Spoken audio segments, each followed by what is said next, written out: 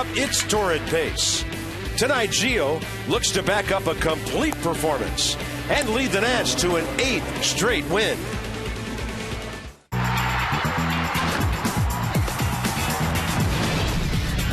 Washington Nationals baseball.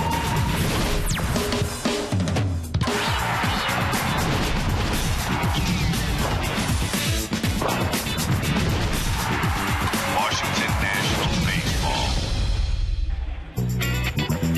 Welcome to a cool evening at the ballpark. Game 2, Phillies-Nats. Washington looking for 8 in a row. They've won 9 of 10 and looking great. It's our final Pups in the Park. So hopefully some yapping from the stands and some noise from the bats as well. That dog is not thrilled to be here. That's okay. He gets to watch the Nats chasing the Reds. And evidently Cincinnati still has a little bite in their bark.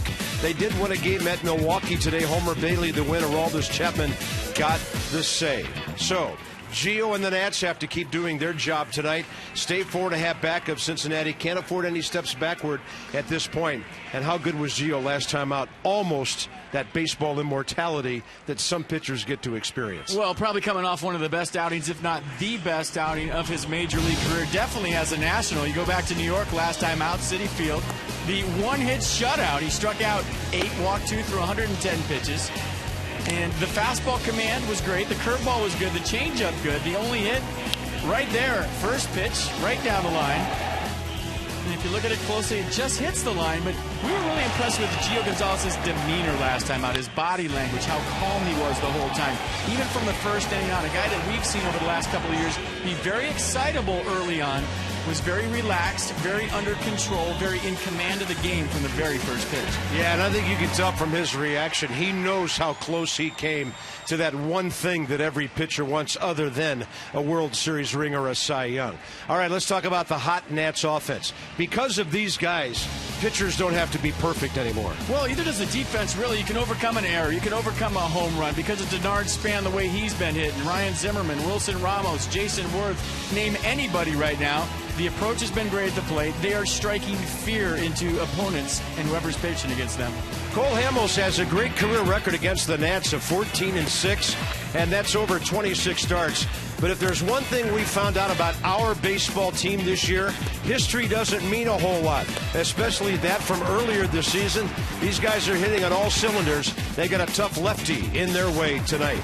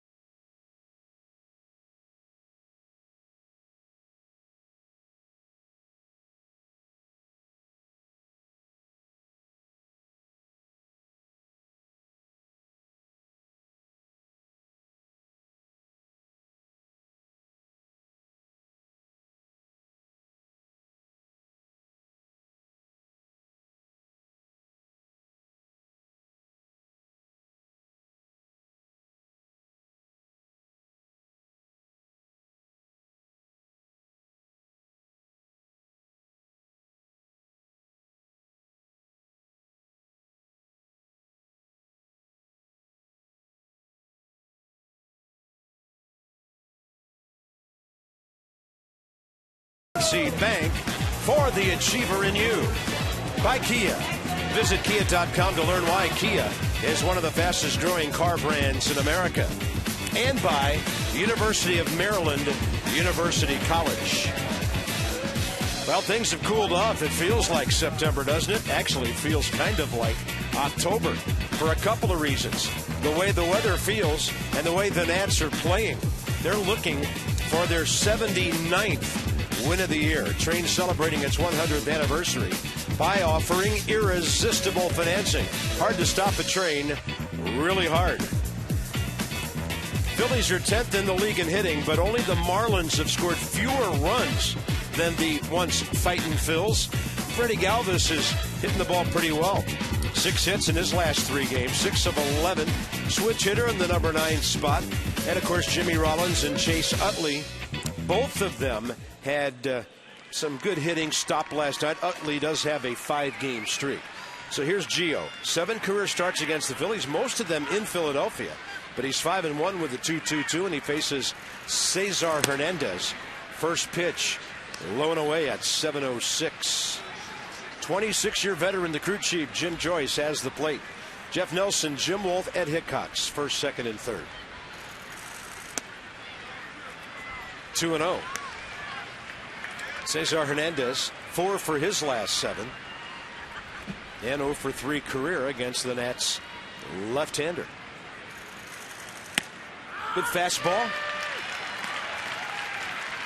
Well, we know the last time out against the Mets at Citi Field, that from the first pitch on, Gio was very, very calm out there.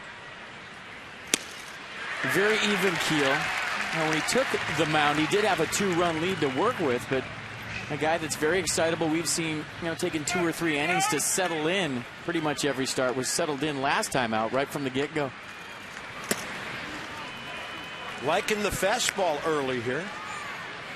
3 balls, 2 strikes. And he's facing a Phillies ball club this year that's hitting just .231 against lefties with 37 home runs as a team.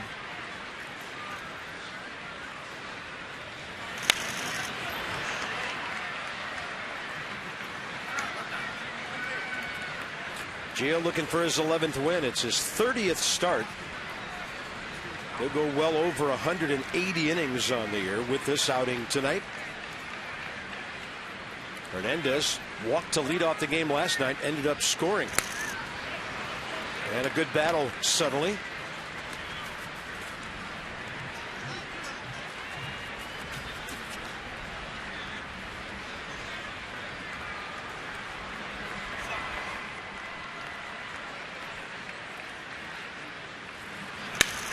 Ball well hit, but right at Jason Worth to start the game.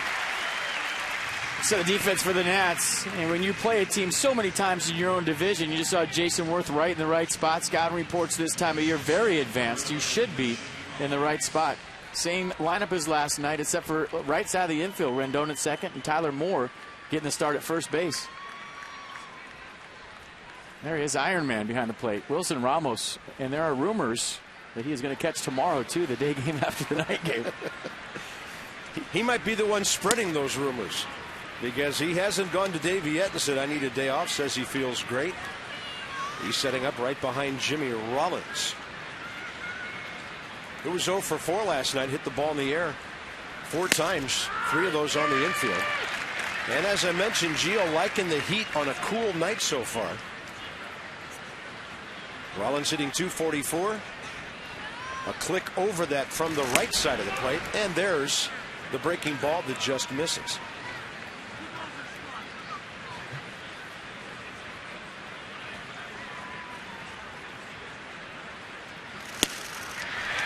High changeup. Not a great location, but he had the hitter well out ahead. Well, that's a pitch that he featured last time out against the Mets, to where you just turning that changeup over, had hitter after hitter out in front. And he's been going to it a lot the last 2 or 3 starts. Fastball to follow it up. 2 outs.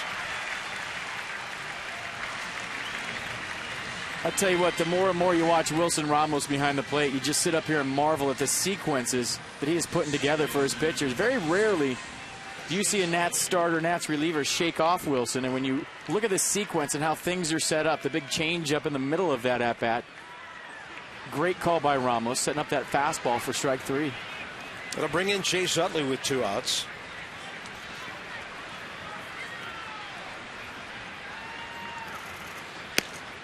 Perfect fastball to the outside edge. Utley 1 for 4 last night, hit the ball well a couple of times, and he's 7 for 19 over a 5-game hitting streak. Against Gio, 1 RBI, 2 for 9. 2 for 10 perhaps. Ryan Zimmerman close to the barrier, and a very efficient top of the first, coming off a great game in New York.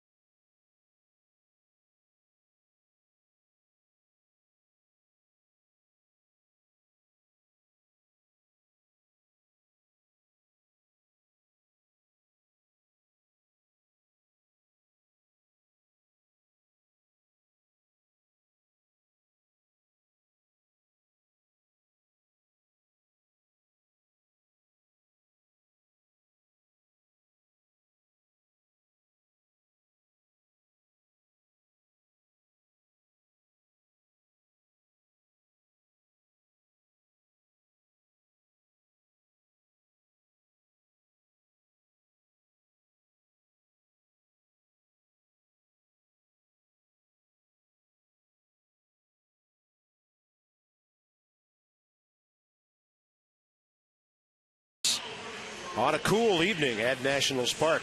This ball club hitting a season high 252 now. 7th in that, 7th in runs, 3rd in home runs.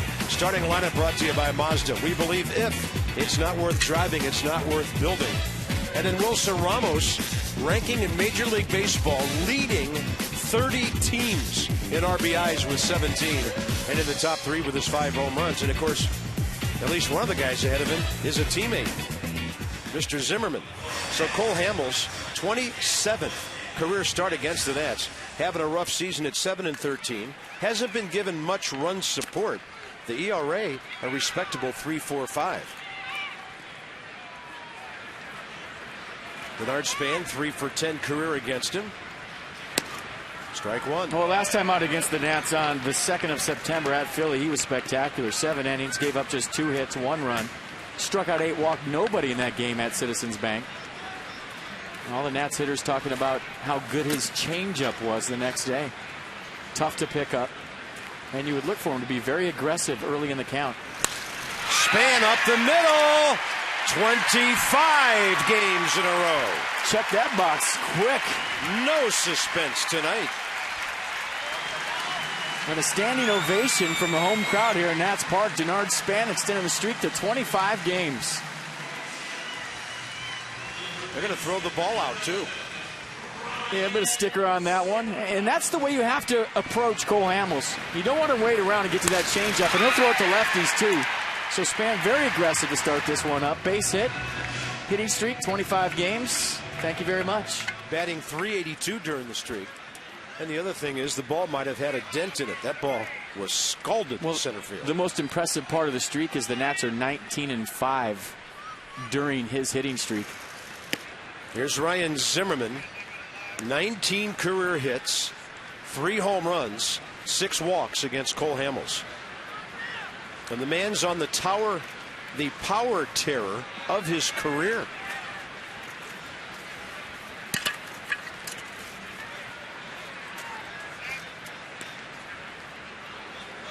And Span, of course, a running threat, complicating things for the opposing pitcher who goes off the stretch immediately.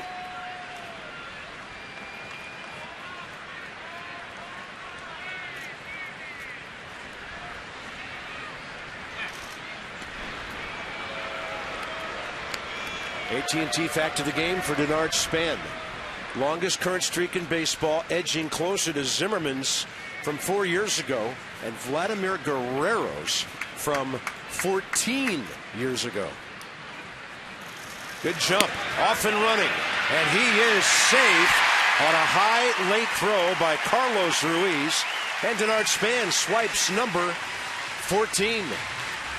We'll get caught up in his streak. Forgot to say there goes a no-hitter, but Denard Span, 14th stolen base of the year, and that was one of those to where Cole Hamels might have painted himself into a corner, meaning you throw over it 2 times in a row. A lot of times base runners will just bank on the fact that you're not going to come 3 in a row, and if you do, you got them, and if you don't, I'm going to steal the base. Nicely done. Counts 1-1 to Ryan Zimmerman.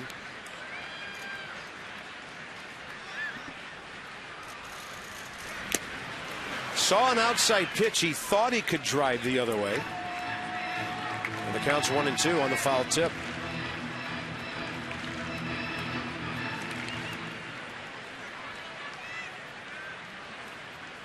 Well, this is where he did such a nice job the other day in New York. Denard Span on second base, nobody out. Even with 2 strikes, fouled off a bunch of pitches and finally hit a double down the right field line. Span running. And Zimmerman fouls it into the camera bay at the end of the dugout. Might have had that one swipe, but with 2 strikes, you've got to be swinging.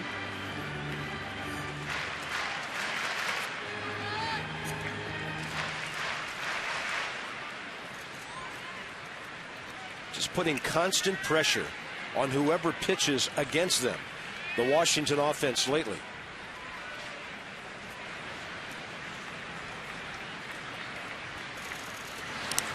And a breaking ball gets away. Now Span can just trot over to third, and he's there with nobody out. A big 90-foot mistake right there by Cole Hamels, bouncing that one. And maybe the fact that Denard Span ran on the previous pitch put a little pressure on Cole Hamels right here.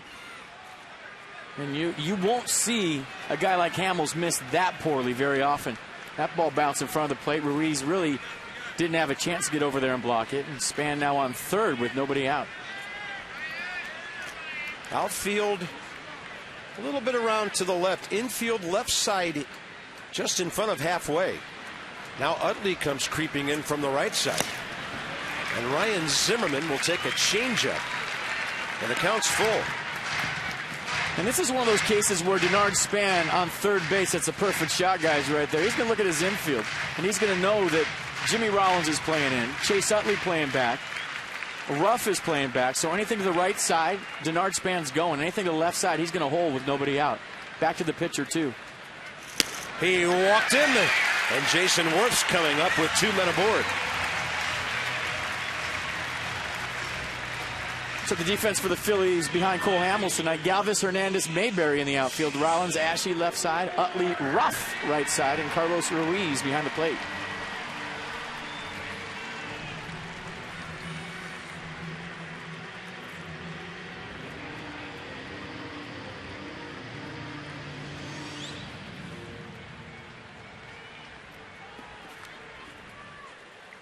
Well, Nats have to take advantage right here. Cole Hamels is a guy that you can get early, and you don't want him to settle in. Worth has 3 career RBIs against him. This will be number 4. Out to Hernandez. Caught flat-footed. Ball too deep anyway. And Denard Span scores easily on Jason Worth's 72nd RBI. And talking about a guy who got the job done in an instant. Well, we've had a lot of shots of that. High fives in the Nats dugout. And Jason Worth doing a nice job right there. Throwing that to the big part of the ballpark. Scoring Denard Span, who basically created that run all by himself. But that's the game plan against Hamels. There's nothing to wait around for, folks. He gives you a first pitch fastball. You got to get on it. Desmond to right, and that ball's well hit. And it is caught on the run with a reach by John Mayberry. Good swings here in the first inning. That ball was ripped. Nice play by Mayberry right there, going back on it. I thought that might have fooled him. And Ian Desmond hits those low tracers to where they almost look like they're going to rise if you're the outfielder trying to catch it.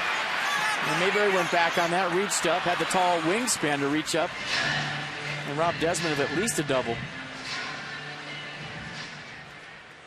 Nats coming out hacking. I like it. Bryce Harper 7 for 22 career against him with 1 RBI and a very famous steal of home. Zimmerman had to stop so the ball wouldn't hit him, and Bryce Harper's aboard. 2 hits in the inning and 4 well-struck balls so far. So I'm wondering when Cole Hamels is going to the off-speed on the first pitch, because it's pretty obvious the Nationals' game plan against him right now. They're swinging in the on-deck circle. Foot down early for Bryce Harper. Right direct path to the baseball. Using the hole created by the Zimmerman walk. Zimmerman has to get out of the way. Not a big deal with 2 outs if you have to hold right there, but with 1 out, that would have been a rough play for Zimmerman, because he would have been able to advance to third.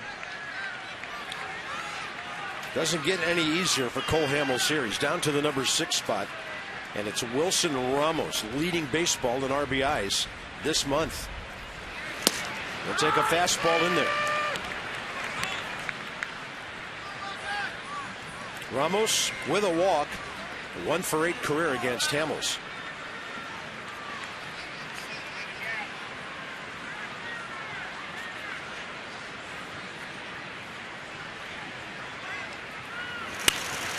Up the middle. Jimmy Rollins. They go the long way to first after some pro hops, and the Nats are done. But a productive first inning. 2 hits, a walk, a sack. Worth the RBI. 1-0 Washington.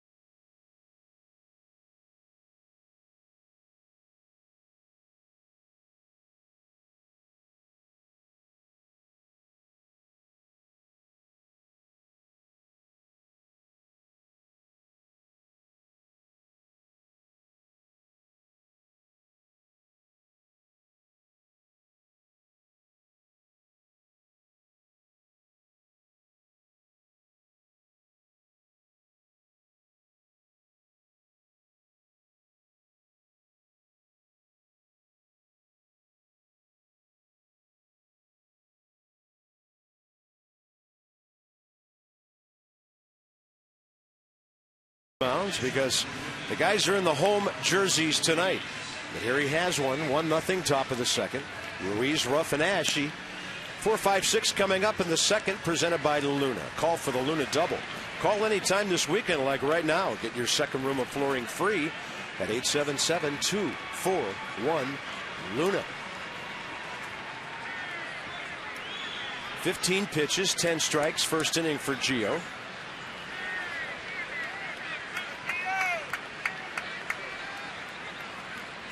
And Carlos Ruiz, 2 for 11 career against him, steps in on a 4-game hitting streak.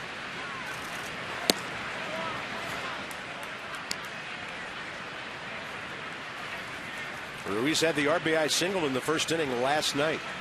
Later, a 6th inning base hit.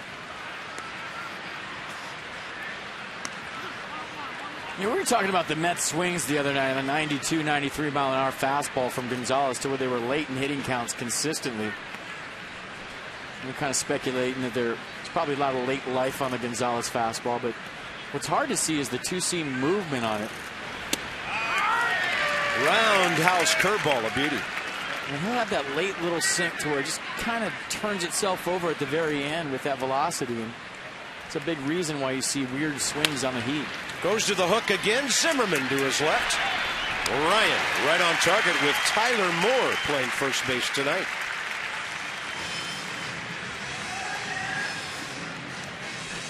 Ryan acknowledging that his shoulder feels pretty good. And we see him making better throws. We also see him extending and getting to some pitches with the bat that maybe did not happen earlier. I just think it's confidence. He made some adjustments to his swing where he's standing a little bit taller in the box, a lot like Jason Worth. The swing is much shorter. And Darren Ruff jacks one to left center. Span after it. He's there. Right in that little Bermuda triangle out there. And Bryce Harper was nearby as well. But you can read his lips. He said, I lost it for a second. It's the time of night right now. And he said it again, I lost it. To where before the lights take effect, when a ball goes up and out of a ballpark, as an outfielder, you lose it. So he saw it off the bat. He knows the route he's going to take, but about halfway there, he lost the baseball right there, that little hesitation step. Ball comes back down into the stadium to where you have that backdrop. You see it again. But once again, another example of if it's in the ballpark, Denard Span's going to catch it. It's pretty simple. 2 outs. Cody Ashe. So this time of the year, twilight arrives between 7:20 and probably 7:35 or so. So you can see it. I mean, you can see the ball like right here, and then as soon as it gets out of there, that's when you start to lose it, because the backdrop isn't fully dark. The sky is kind of the same color as the baseball, so you see it, through the fans, the seats as backdrops. Once it goes over the light towers, scary moment for any outfielder. Yeah, if you look at the light towers and here at the ballpark, I mean, at different angles, the individual lights are pointed down at the field so that every square foot of the field is well lit. But many balls get above, and that's when it gets a little dicey. 3-0 to Ashe. Gio doesn't want to walk a lefty, but he does with 2 outs. First base runner for the Phillies. Freddie Galvis coming in. Become a 2014 season plan holder. Receive bonus e-cash, multi-year price locks. These special offers expire September 30th. So visit nationals.com/2014. Some restrictions apply. Freddie Galvis involved in an interesting play in the 5th inning last night when he singled to left field. Bryce Harper threw the ball to second base. Galvis at first was safe, came off the bag. Lombardozzi stayed with him and tagged him. And I talked to the official scorer, Mark Jacobson, today.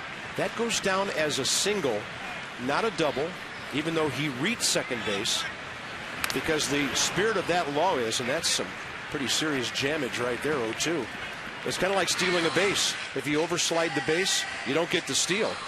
And so that goes down technically as a single. Which you're thinking, what's the big deal?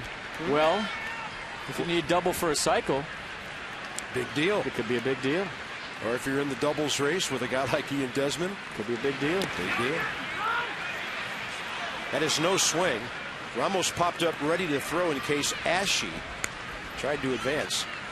And then Mark told me one more thing. He said if you overslide the bag and you think you're going to get tagged and you take off for third, then you would get credit for a double because you're moving to the next base. So when you guys were talking about all this stuff, did you ask him why he gave Chad Tracy an error on that ball from Ryan Zimmerman this year? On a hop? Did you guys get into that with it? You know what? He wasn't scoring that game. All right. We rotate scorers here. I think they changed that. And the error given to Ian Desmond last night on the ball he hit up the middle that Chase Utley had trouble with the spin, that's under review. Yeah, that could change. That could. 2-2. And a little off the end cue shot up the middle for a base hit. Freddie Galvis just got a piece of that thing. Looked like it was slicing while it was moving through the air. And he has 7 for his last 12 over 4 games now, hitting safely. See Rendon try to go Kevin Mitchell right here with the bare hand. Kind of tailing back to him, so you can't use your glove because of the way the ball is slicing. Kind of overran it, reached up with his bare hand to try to make the play. And Freddie Galvis is still trying to feel his hands after getting jammed right there on a cool night here in Nats Park. Number 8 hitter becomes very important here. How will the Nats approach in a lefty-righty matchup John Mayberry, who's only hitting .227? But you make a mistake to this guy, he can hit it a long way. 10 home runs, 38 RBIs. Pitcher on deck. And Gio appears to be on the attack, although he throws the fastball up and in. Well, early in the game, the way your offense is swinging it, even though Cole Hamels is on the mound, you go after him. Besides, Cole Hamels can hit. And if you're Gio Gonzalez, you don't have the greatest command. That's not your thing. You're a stuff guy, so you don't want to load the bases intentionally to get to Cole Hamels, I wouldn't think.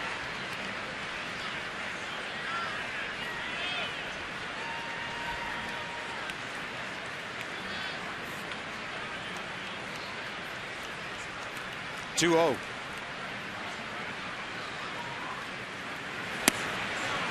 And he goes change up, ball 3. Could be wrong, though. He's being very careful with John Mayberry here. 2-0 changeup. Yeah, a pair of changeups after the fastball up and in.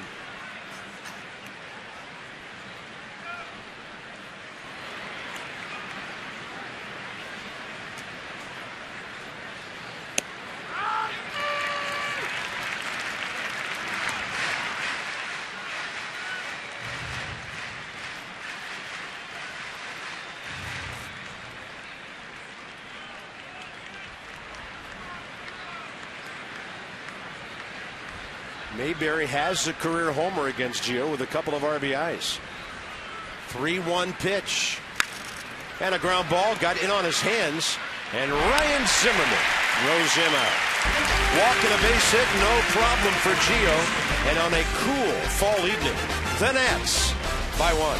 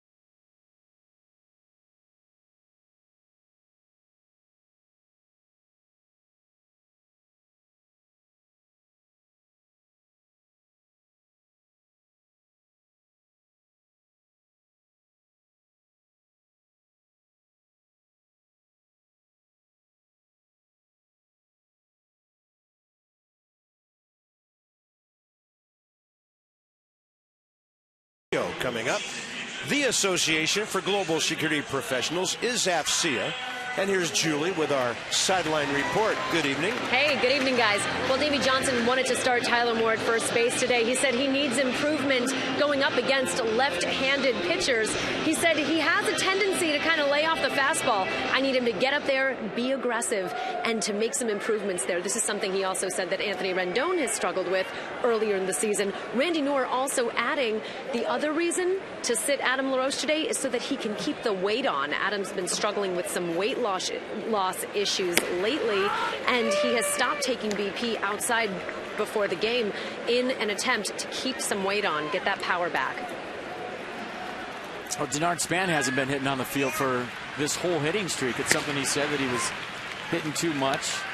And a lot of hitters this time of year, well, just hitting the cage. And the old saying is, if you don't got it by now, you ain't going to get it. But the reason why a lot of guys do hit on the field is because they're routine guys. It's part of their daily deal. But I would say it's worked really good for Denard Span. Let me ask you a question as a former hitter yourself. Hitting inside in the cage, hitting outside. Does it help you at all to see the flight of the ball, or can you get everything accomplished in the cage that you need to do? This time of year in the cage, you know, you want to see the ball off your bat early in the season to see if you're hooking it, coming around it, what kind of rotation the ball has coming off your bat. Is it tailing? Is it hooking? You know, you want that 12-6 rotation to where it gets the good carry. So, you know, for the most part of the year, yeah, you want to see the ball go. You want to know You got a good bat that has some pop in it, but when you get to this point, I think BP on the field is highly overrated. You want to save your bullets for the game.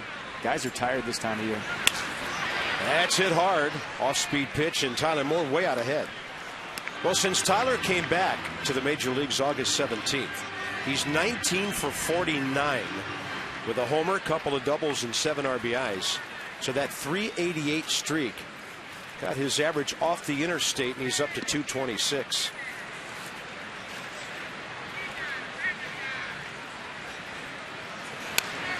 Pretty good rip at 93. Stays alive, 0-2.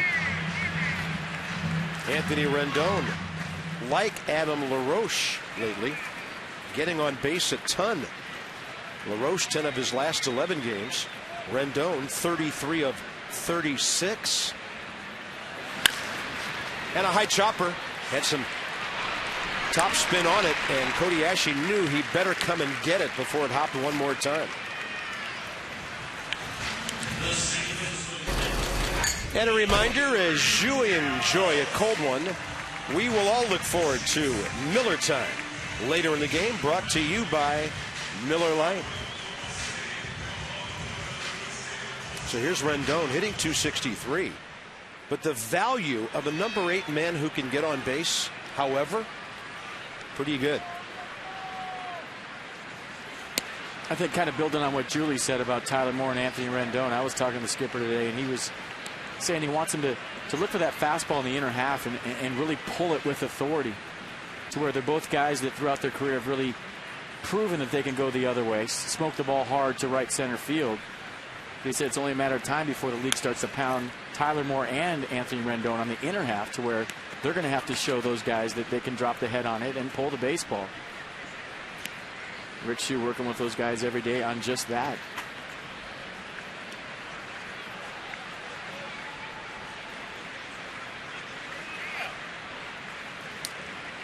The 1-1 pitch, and Rendon takes it outside, ball 2.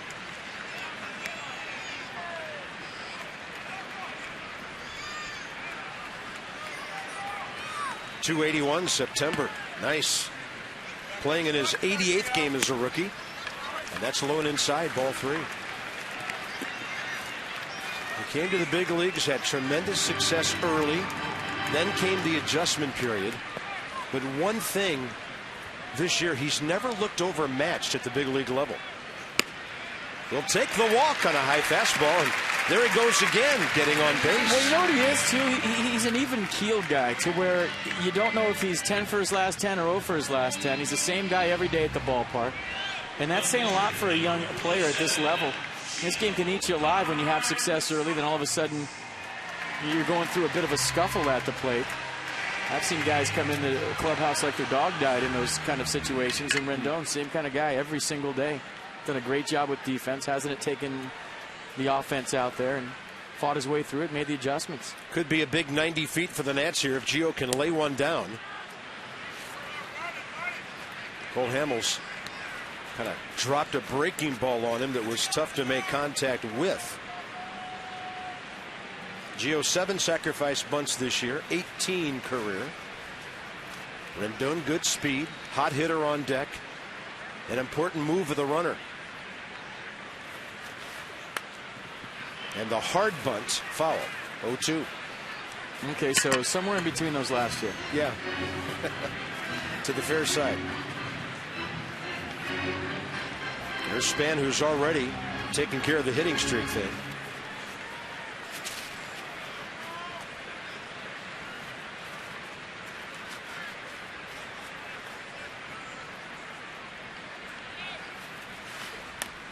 How about that, getting it done with 2 strikes?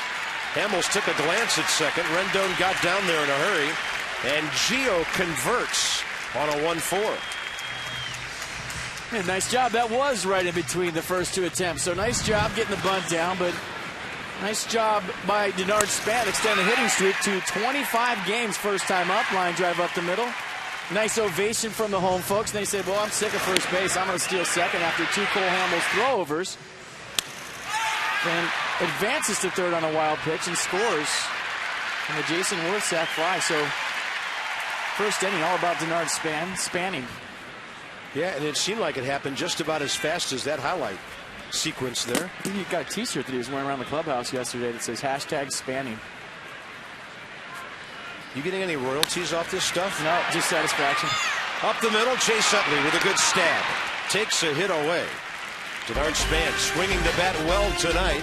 Nats threaten, don't score, but they do have a one-run lead.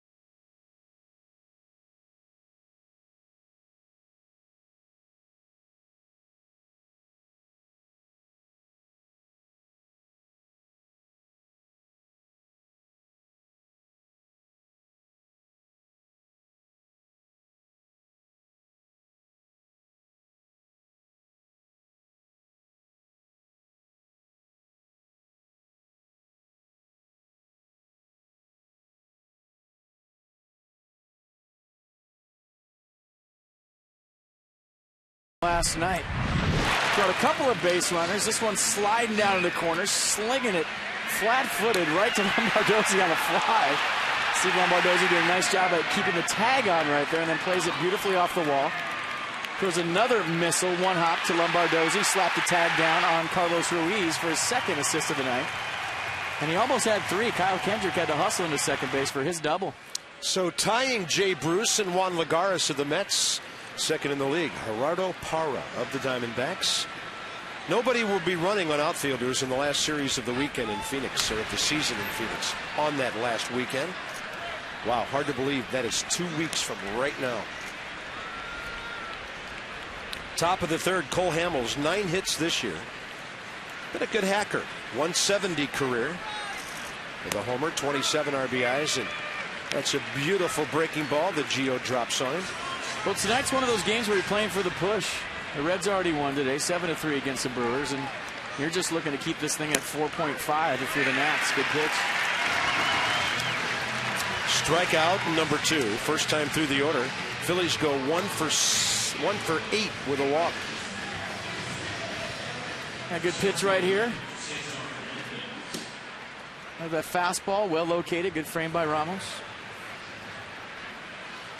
Case for kids from Toyota. 2 more already from Gio. Our DC area Toyota dealers taking care of families and their kids. And that's a base hit on a bunt by Cesar Hernandez.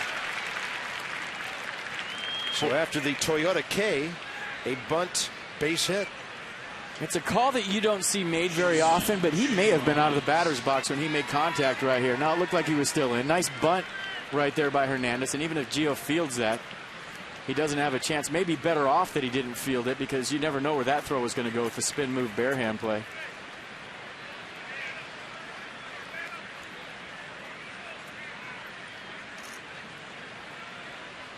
Jimmy Rollins struck out swinging first time. Talked about Hernandez last night. Nearly 150 minor league stolen bases, but hasn't really gotten a read on things at the big league level yet. He's 0 for 2.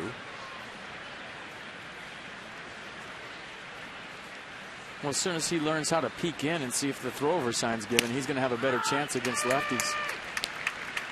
And I used to think it was easier to steal off of lefties than righties, just for the fact that if you could pull your helmet down real low, get out in your lead, have enough confidence to kind of peek out of the corner of your eye at the catcher's signs, you knew if he was coming over, if he's going home. If you saw 1, 2, anything but a throw over, you just went.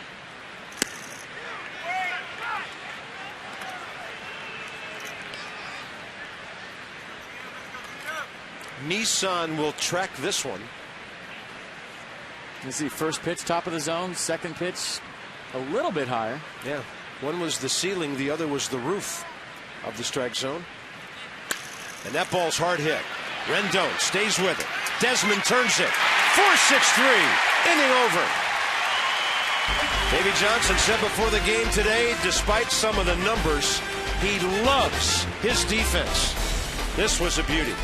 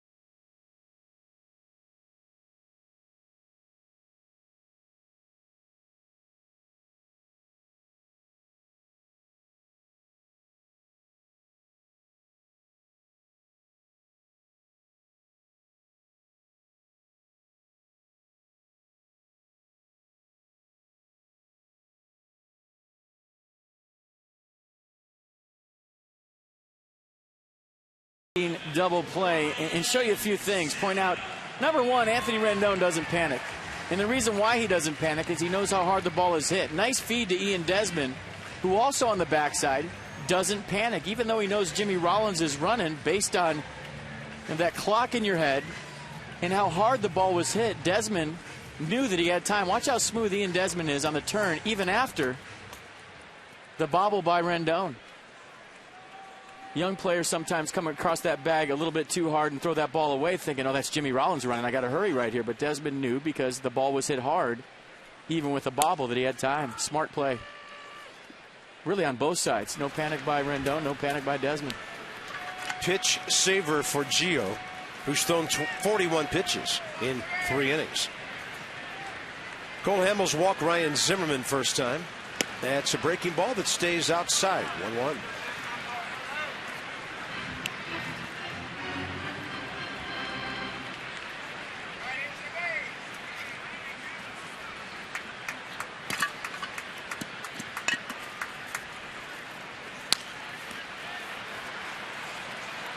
Slots, tables, and dining. The ultimate triple play. Hollywood Casino. Charlestown Races. So, one away from the great right-handed hitter, Tim Wallach, one of the best low ball hitters for any right-hander we've ever seen. And Vlad, high, low, in, out. He could hit anything. Zimmerman taps one. Ryan, by the way, of his last 14 hits, 10 have gone for extra bases. And he's hit 9 home runs in his last 11 games before this one. Well, the ball flies in Arizona, so odds are he can hit a few more.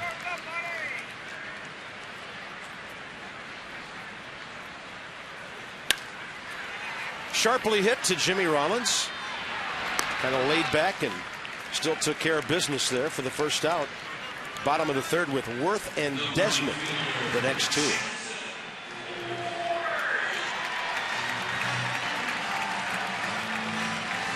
July 9th against the Nats. Phillies beat them 4-2, but Jason Worth just kind of reaching out and into the seats in that cozy yard.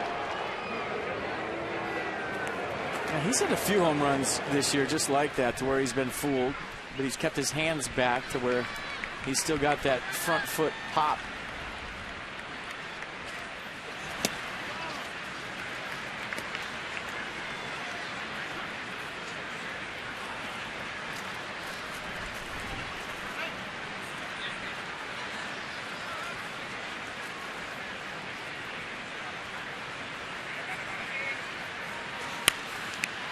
4 career RBIs with that line drive to center for the sac fly. First time up tonight. Inside the numbers with STG. One of the most selective hitters in all of baseball. See, but this year, yeah, a little different, huh? Well, I think that's just a product of him being more aggressive this year and doing what he's been doing, to where pitchers are being more careful with him. And he's seeing more pitches just kind of organically. His first year here, he was too patient. I mean, to be perfectly honest, he was taking pitches right down the middle and probably had the same number of pitches per at-bat. But this year, it's been the byproduct of him doing damage, to where guys are trying to pitch him perfectly and falling behind. 3-1. And the second most pitches per at-bat hitter on the team, the number 8 guy, Anthony Rendon. Perfect example is the count right now in this at-bat. With a good hitter on deck who scalded the ball first time up. 3-1 to Worth. 1 out, bases empty. Change up on 3-1. Vintage Cole Hamels.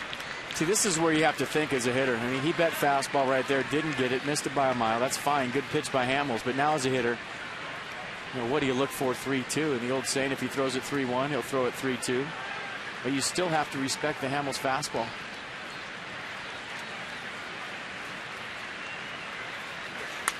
And he was on it. Yeah, 93. Probably ball 4.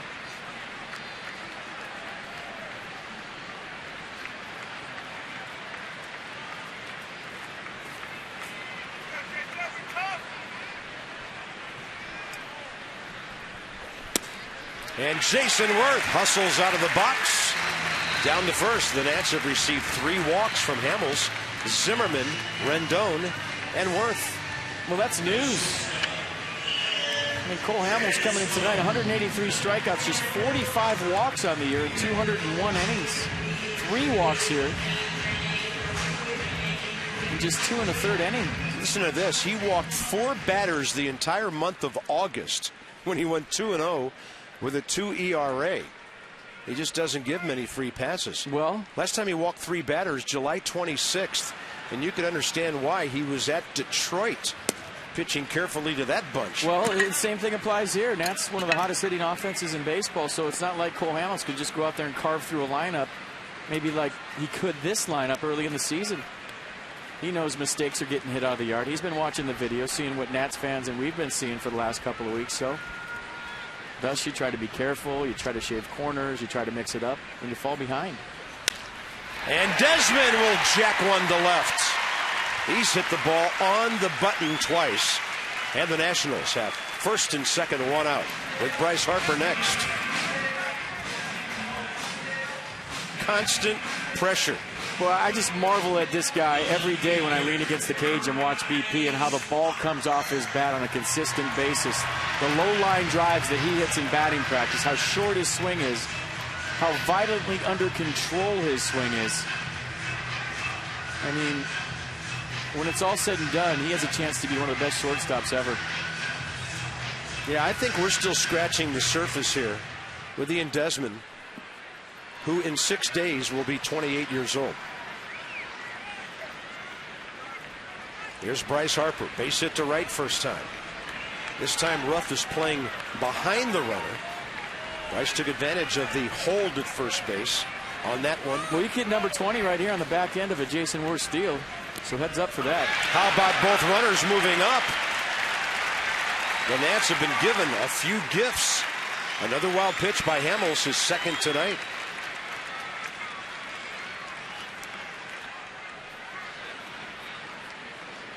I mean, you just can't go up there free and easy. You're trying to make perfect pitches. You know they just hit 13 home runs in a 4-game series. Look out. Oh, it got me right in the forehead. So what do? You try to make the perfect pitch, and we've seen Cole Hamels miss in the dirt tonight a number of times, and you don't usually see that. Bryce Harper, 19 home runs, 49 RBIs. Bangs one out to short. One runner went, the other didn't. So Desmond's going to be tagged. And Worth just laid claim to the bag at third. That'll be 6 unassisted for Jimmy Rollins on the fielder's choice. So when you're on second base and there's a runner on third and the infield's in, you always yell to your third base coach, we go in contact play right here? And usually a third base coach will have a sign, meaning pointing to the ground with both fingers, both index fingers, saying we're going contact, or maybe pointing to the outfield, meaning we're making it go through. Something was lost in translation right there where Ian Desmond thought that Jason Worth was going contact play, meaning reading down angle, ball on the ground, he's rolling. And it could have been Worth just freezing on the play, or it could have been Ian Desmond not getting the sign. I don't know, but something happened right there. Here's Wilson Ramos for the second time with 2 men aboard. It was first and second in the first. He grounded out to Rollins. First and third here.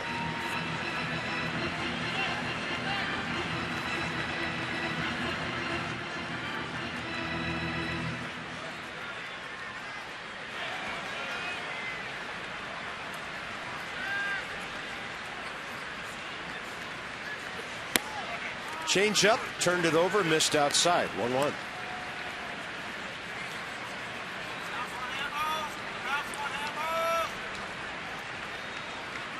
Good numbers with runners in scoring position. 50 RBIs in 66 games coming in.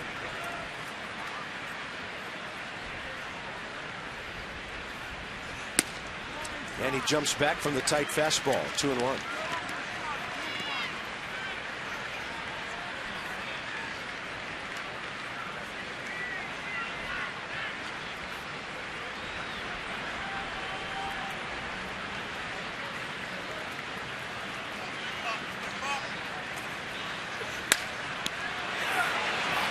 And with Ruff on the bag, it had to be foul if he couldn't reach it.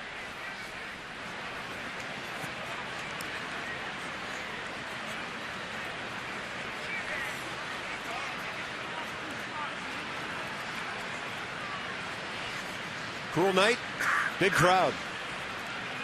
Great atmosphere. Nats got a run in the first, trying to add on here. Still relatively early against Cole Hamels. Runner at first going, swing and a miss. Inning over.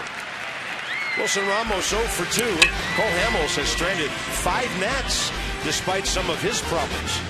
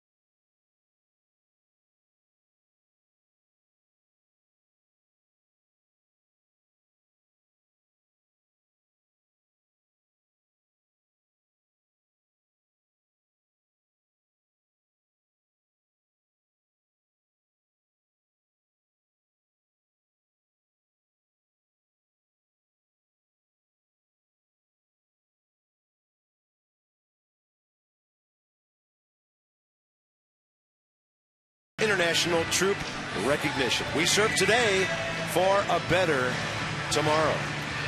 Some of our wounded warriors who will be playing in the celebrity softball game tomorrow are here tonight.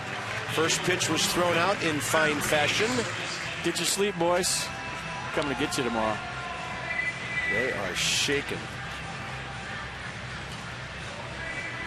Top of the fourth.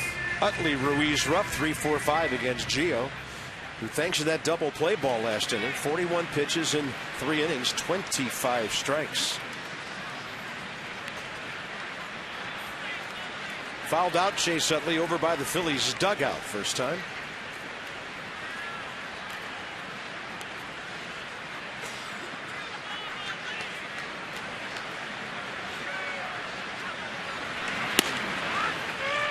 On the corner, perfect, and you can hear the screaming strike call of Jim Joyce.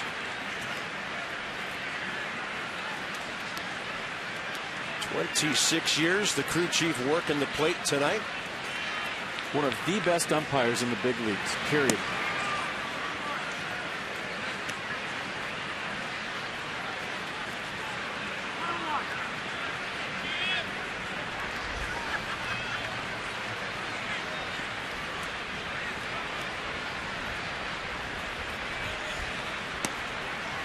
No problem calling that ball, too, well outside.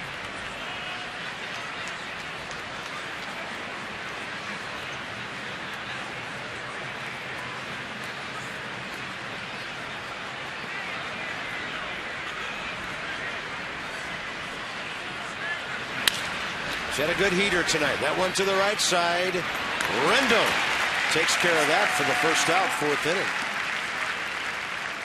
Just into the 8 o'clock hour here at Nationals Park. Bob F.B. and Julie with you right here on Masson, where Span singled in the first, stole a base, went to third on a wild pitch, and after a Zimmerman walk, scored on Jason Worth's line drive to center field. Nats have 3 hits. They've been given 3 walks, but they've stranded 5 runners. Chances galore early. Ruiz and Ruff, the next 2 Phillies.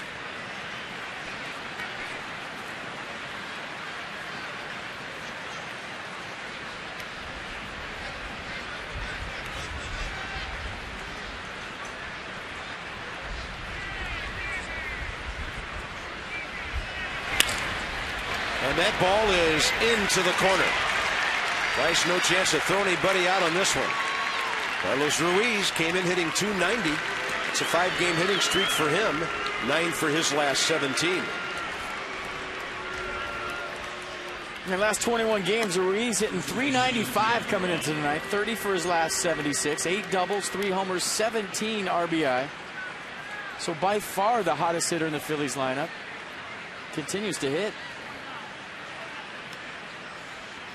And Darren Ruff put a scare into Gio and the Nats with a drive to the bullpen fence in deep left center first time. Denard Span found it in the twilight and was able to make the catch. First pitch breaking ball to him. Ball 1.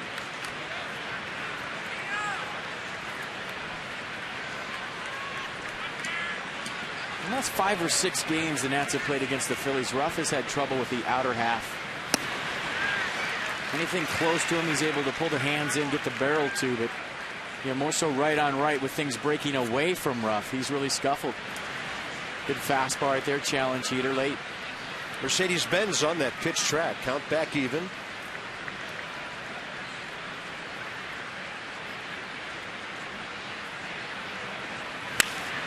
And that ball is popped up to short left center for Bryce Harper.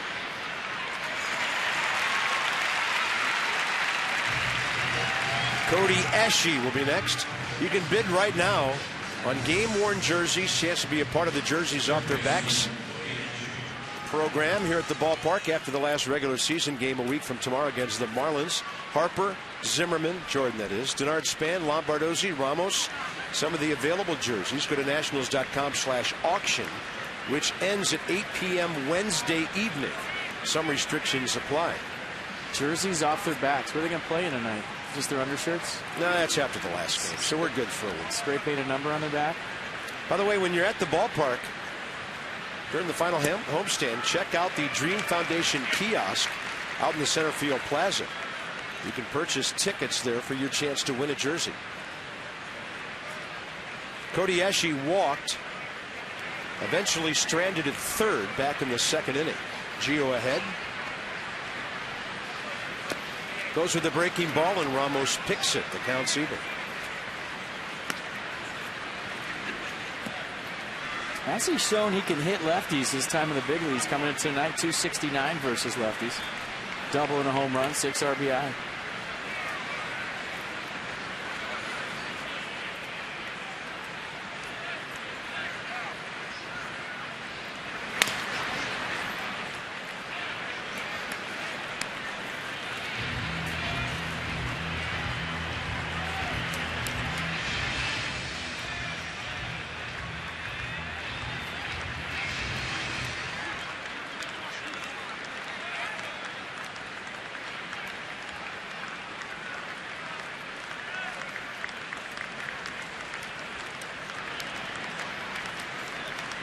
Ramos sets away.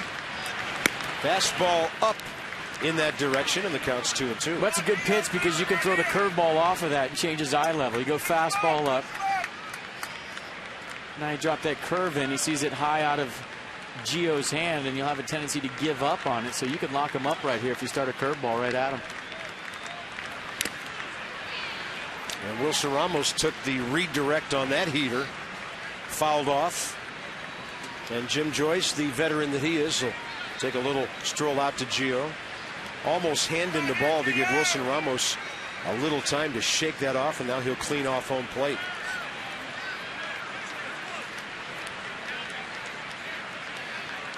Now Wilson himself will walk it off. Take a little time, get the feeling back.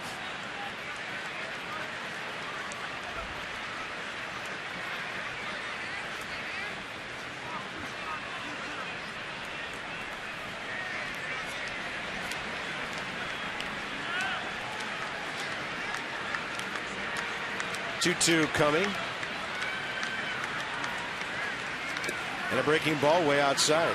Boy, if that looked like a strike for a little bit longer, I think he had him. That was the pitch. Just overthrew the curveball right there, held on to it too long, and it never really was in the strike zone to tease Ashe into swinging. His hand started to move, but he realized it was going to be a ball because it started low. Ashe 2 for 3 with a walk and 2 RBIs against Gio. And he goes reaching for a fastball away. And Gio Gonzalez continues to frustrate the Phillies. 1-2-3 inning back in the first. Still leads 1-0.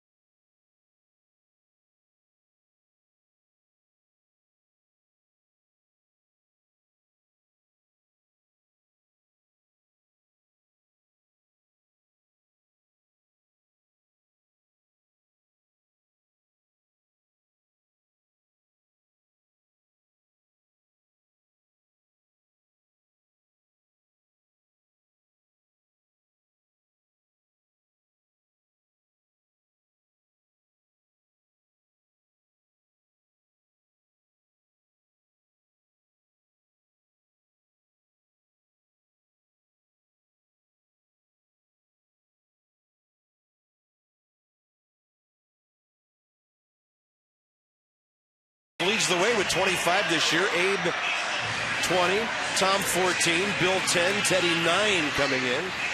Abe trying to go coast to coast.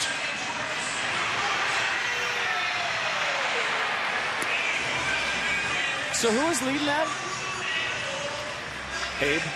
So Abe's got 25 wins? No, actually George does. Yeah, that's what I thought. George the winner, yeah. George 25. And look at Abe putting together a little balloon dog there on Pups in the Park night, or Bark in the Park, whatever it is. Dogs at a baseball game.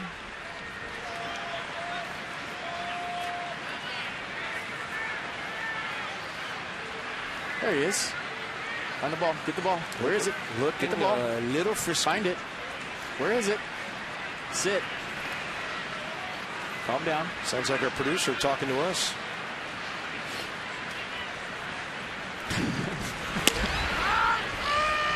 Tyler Moore, strike one. We have some Pavlovian qualities. There's no doubt about that.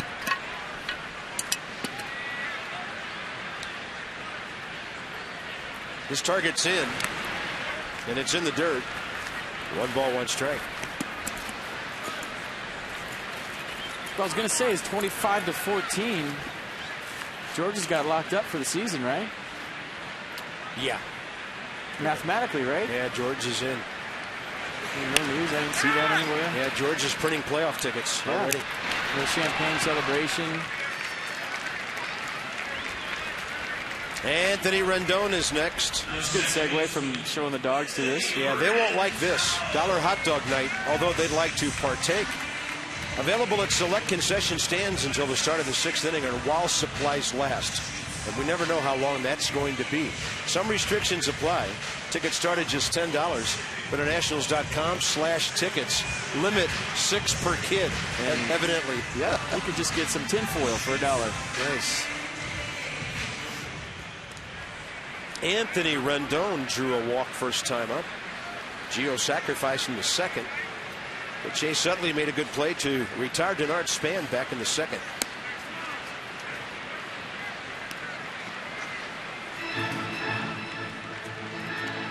So Anthony continues his impressive rookie season here. 2 games short of 90 as he's in the lineup tonight. And this one will be popped up right field line. The angle is for Utley, and he takes the foul ball. 2 outs. For the Achiever and UPNC Bank with our minor league report, Steven Perez, 22-year-old shortstop at Low A Hagerstown, 3 for 3 last night, but Savannah took care of the Suns in 4 games, winning that series 3-1. So hats off to Hagerstown, but Savannah, Harrisburg, and Potomac. Savannah obviously cheated. Probably corked bats, scuffed the ball, moved the fences in when they were hitting. At least that's what I heard. Savannah totally cheated that whole series. Well, we'll look into that. Yep. Commissioner is. He's already on it. Gio sacrifice bunt. First time.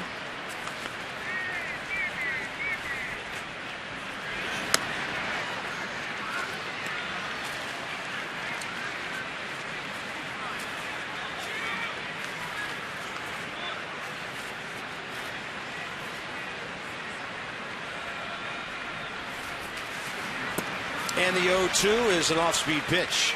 Nats go quickly. We're on to the 5th inning here. Now the Phillies have their bottom 3 straight ahead.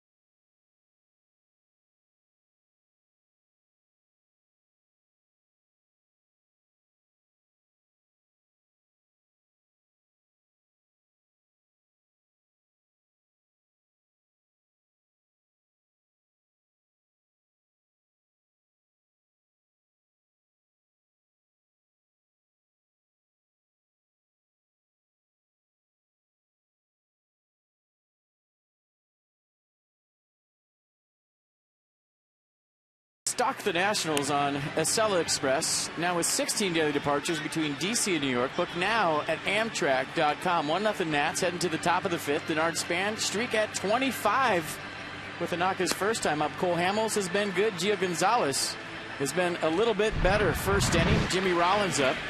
And he knew he had to be Trump tight tonight going up against Cole Hamels. Strikes him out with a 2-seam fastball. Then Rollins second time up. Hits into the 4-6-3 double play. Nicely turned. No panic right there. And then Cody Ashe gets a fastball. 3-2 in a big situation. Runner on second base for strike 3. So Gio Gonzalez picking up right where he left off for New York. 14 pitches per inning. 3 strikeouts. 1 walk. No runs on 3 hits. Freddie Galvis hit that little cue shot up the middle first time that dropped in center field.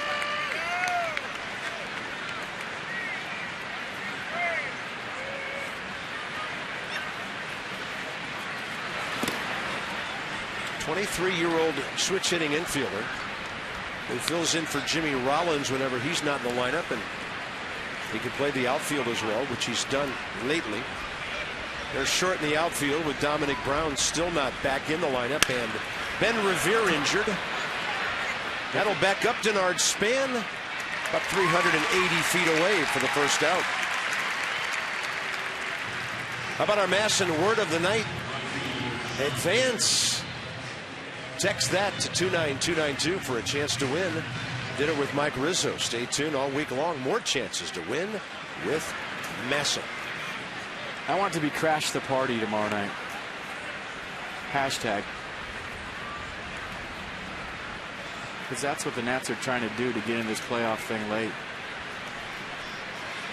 Mayberry bunched out to Zimmerman first time. Operation Crash the Party is in full effect, folks. When you think about it, I mean, if you do crash a party, you show up late, you obviously don't have an invite, and usually when you get there, you run it. You're the life of the party. And a ball hit well to left, heading for the bullpen. And there's the power of Mayberry we talked about earlier. It's a 1-1 ball game on his 11th of the year.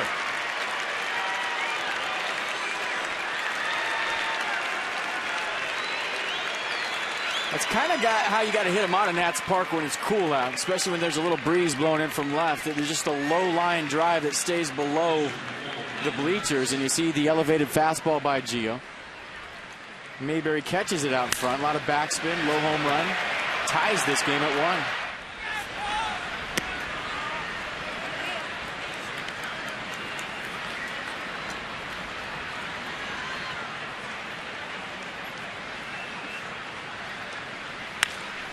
And immediately a ball up the middle by Cole Hamels.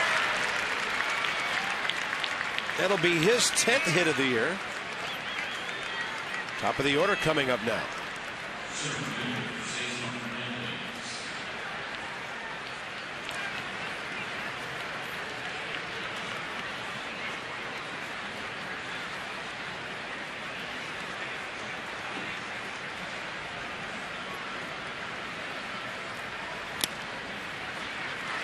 So, first time Gio's given up a run in 14 innings. Going back to his final inning of a start 2 times ago, and then, of course, the shutout in New York. And 4 shutout innings before that home run by Mayberry.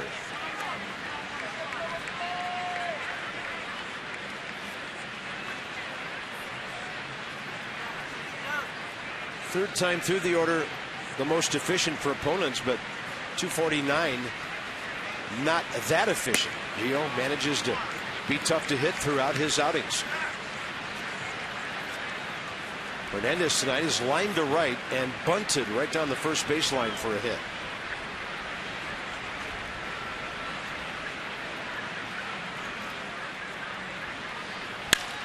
Well hit, another gets through. Hernandez 2 for 3.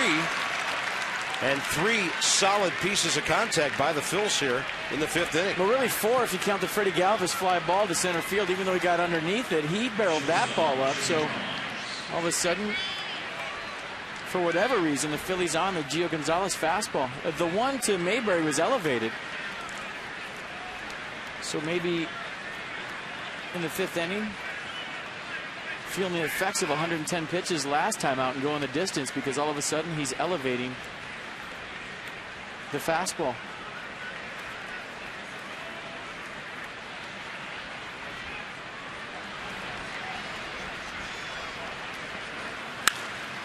Going up there hacking. Jimmy Rollins out to the gap. Bryce Harper's going to camp under it and get behind the ball and just dare the base runner to think about third, and that's Hamels. He's not going anywhere. 2 outs. We'll check out the Nissan pitch track, and it's a perfect example of what we're talking about. Watch the location of this pitch from Gio Gonzalez to Jimmy Rollins. Ramos wants it down and away, and it's up and right out over the plate. So all of a sudden, that's kind of where the fastball's been for Gio this inning. Maybe lost his release point a little bit, getting underneath it. Really going to have to fight to get on top, get it out front. Maybe change his release point and lower his sights. Chase Utley, 0 for 2. Foul out to third. Ground ball to second. And a pretty good looking breaking ball that just missed.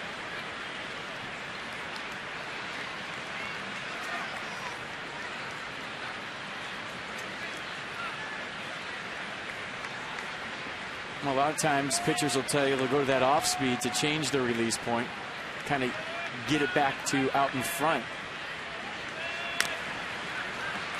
That fastball really ran onto the hands of Chase Utley there. 1-1.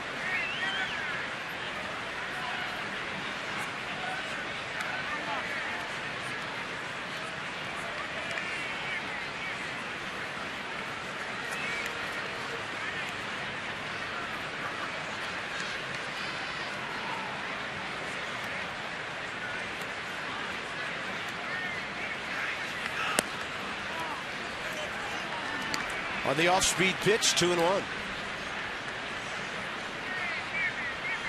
Chase Utley's featuring the September belt. Check that out. It's got a lot of head-first dives in it.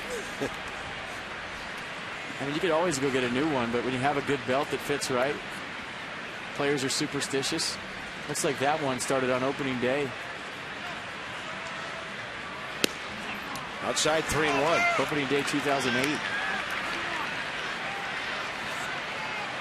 Gio's had pretty good command tonight. He's only walked one. Doesn't want to face Ruiz, who's the best clutch hitter the Phillies have.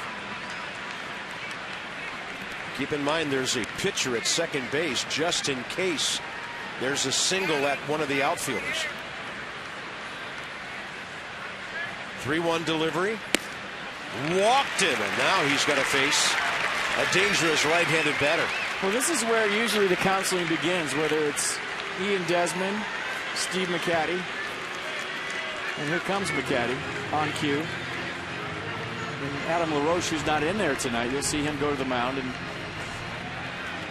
Gonzalez looks to be a little bit rattled by the Mayberry home run. Single to Hamels, single to Hernandez, and now a walk to Utley.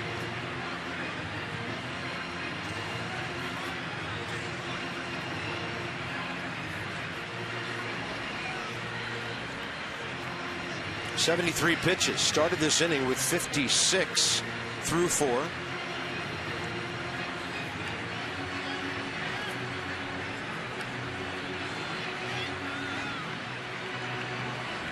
Much better ratio through the first 4 innings than during this frame. Carlos Ruiz did double against him last time, but career Ruiz just 3 for 13 against Gio Gonzalez. Top of the order coming up for the Nats, bottom of the 5th, so a big sequence in the game right here. This is where we usually see Gio Gonzalez talking to himself, really bearing down and turning into his own closer. He'll go into the full windup here and get a fly ball. It's moving away from Worth, and he can't get it.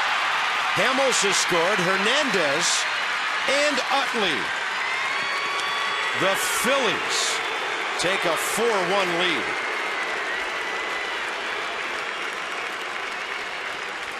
Worth got a good jump. That ball just had too much slice on it. Well, it's hit too hard, too. Another belt-high fastball from Gio.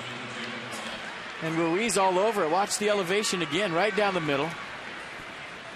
So command has left Gio here in the 5th inning. He's paid. Nice piece of hitting right there by Carlos Ruiz, clearing the bases with a 2-out double.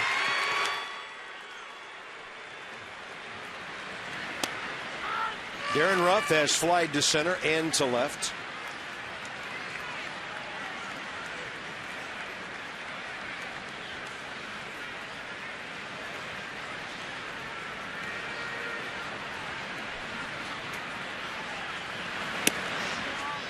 Counts even, 1-1.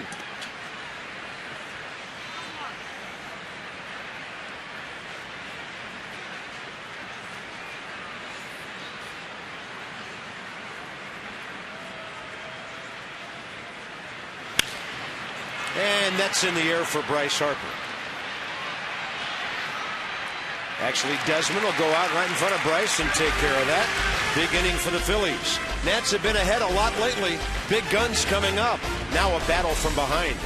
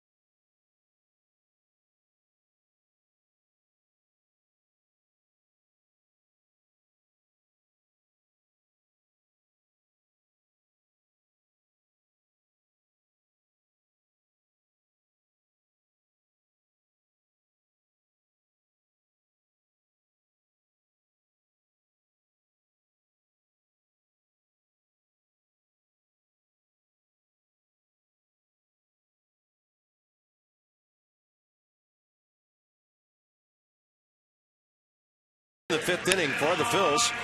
Now the battle back starts. Top of the order, bottom of the fifth. Kia.com.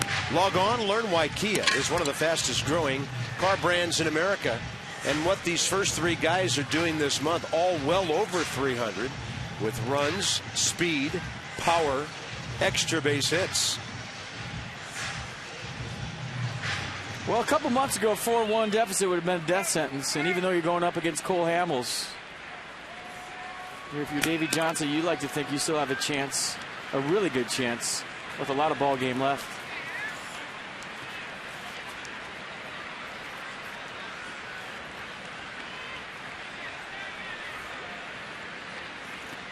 Denard Spade, 1 for 2. Nearly had an RBI hit his second time. He was in the middle of the field so far tonight.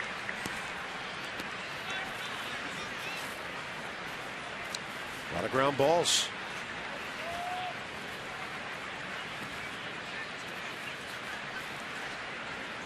Big gap in right center. A lot of room down the right field line. And the inside out swing. No balls, 2 strikes. But the swing itself from Denard throughout this streak has been very aggressive. I mean, he's letting it rip. And there was times this year where he was changing his stance, feeling for the baseball, kind of massaging it out to the outfield, trying to just put the ball in play. Now very aggressive and swinging hard.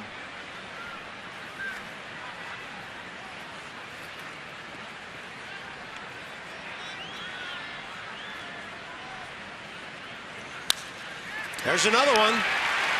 Almost a carbon copy of the first. And Denard Spans had 3 good swings tonight. That's just a beautiful swing. I mean, you talk about going down and getting a pitch. Watch this. I mean, Hamels makes a perfect pitch right here. It's exactly where he wants it. And watch Spans just reach down there, stay through the baseball, and create a line drive that was coming right into your living room. I mean, look at that swing. Little extension right there, base hit up the middle.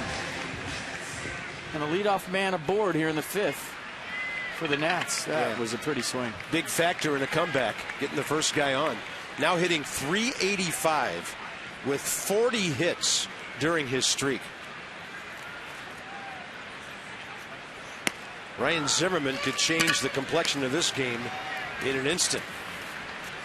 92 right in there. He's 0 for 1 with a walk.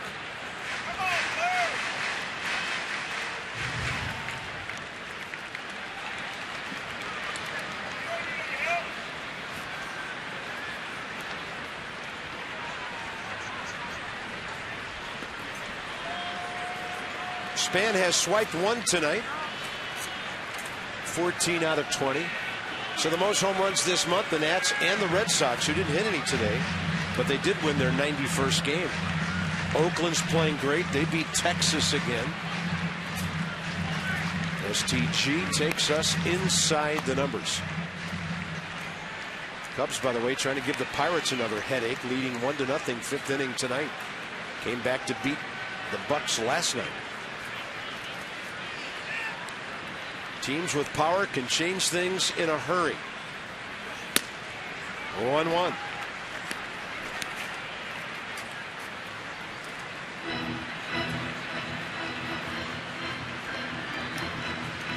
Throwing the fastball 60% of the time. That's about right for his season average.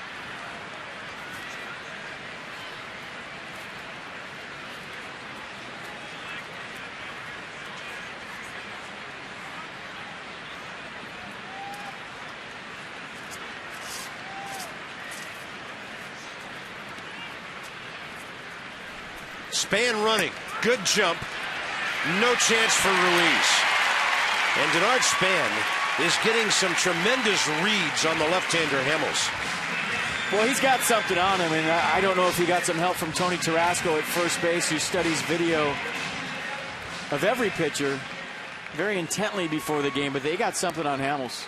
At least Denard Span does, because that base was flat out stolen. First time up, stole second. Third time up, steals second. And count the grains of dirt, everybody.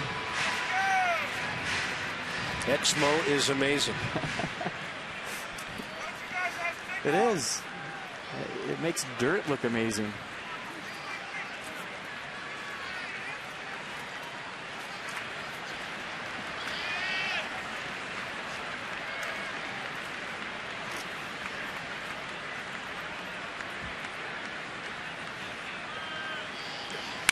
Zimmerman pulls it. Forward to get it, Cody Ashe. Big out for the Phils.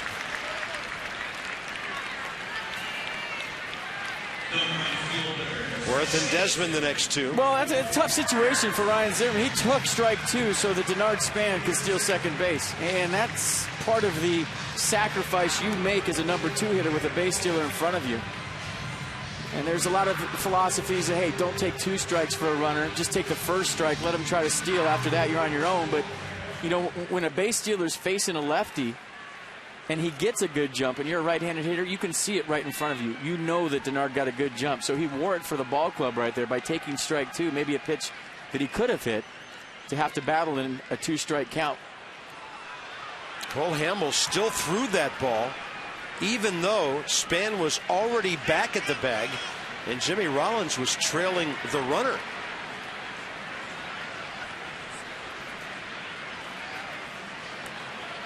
I mean, don't you? I think the rule is you have to throw it to the base and not the person. You know, how many times have you seen a lefty kind of throw it to the first baseman hovering over there and he's not by the bag and they call it a balk? And that was borderline. And Denard Span is deep into Cole Hamels' head right now.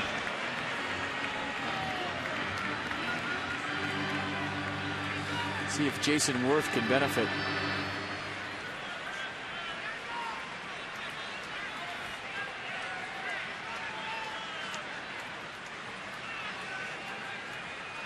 Span was going the wrong way. Rollins just didn't have time to get there. And for those of you that don't know, or maybe just new to baseball, when you do that inside move to second base, you don't have to throw it. It's not like a move to first base. You could do that wheels move and choose either to throw it or not to throw it. But if you do throw it, it has to be to the base.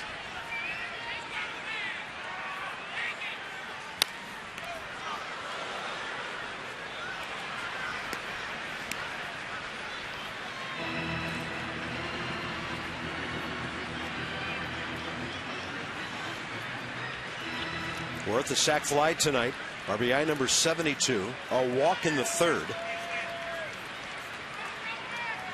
Guy behind him hitting the ball well tonight twice. Then Worth on a breaking ball way inside. Completely pulled that one foul.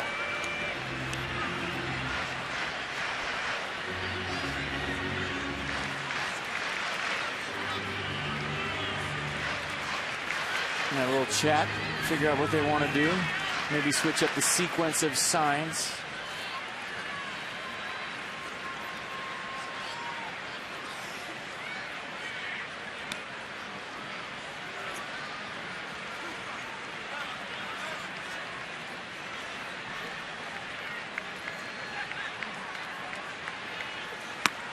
And the 0-2 pitch.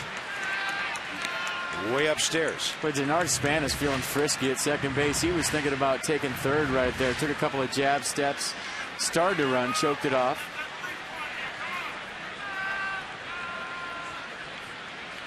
He got a pretty good lead right now. Cole Hamels doing a nice job of controlling the running game. And still throwing strikes.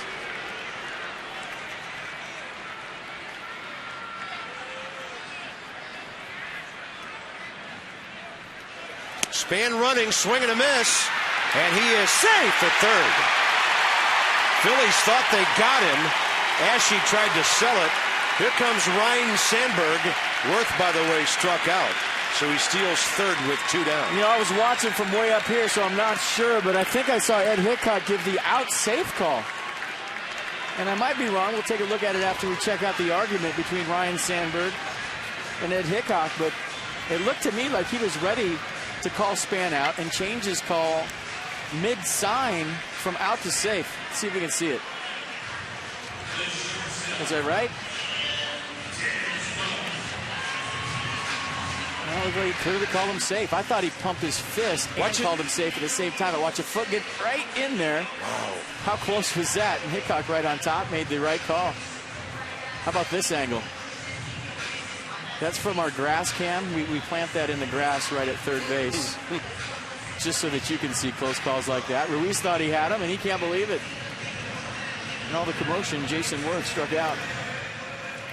Ian Desmond now will have to pick up a 2-out RBI to get the Nats closer. So Denard Span, 3 steals, and that's got to be a high for him as a Nat, 3 in 1 game. He's now stolen 16. First time he's ever a new career high, so first time he's ever swiped 3 in a game.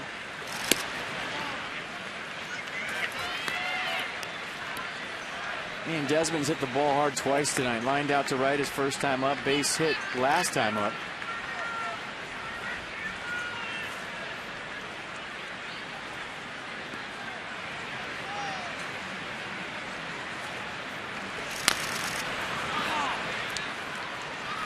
Interesting swing. Late decision. 1 ball, 1 strike. Ian Desmond walked by Davey Johnson today behind the cage and jokingly said, "You get 2 hits with runners in scoring position, you're back 4th the next night." And if you remember last night, he was joking because they were infield singles. Yeah. Well, against the lefty, he dropped Harper 1 spot and moved Ian up a spot. And that fastball got by him, 92. Mercedes-Benz will track it. Everything away, and then this one cuts all the way across the plate. The cutter at 92. Usually that cutter will sit in the high 80s. That one he humped up on.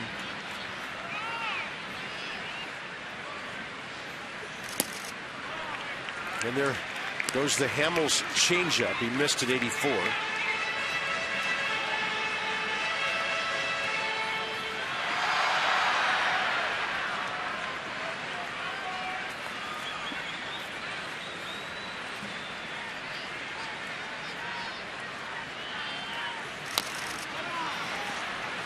Turned another one over on him.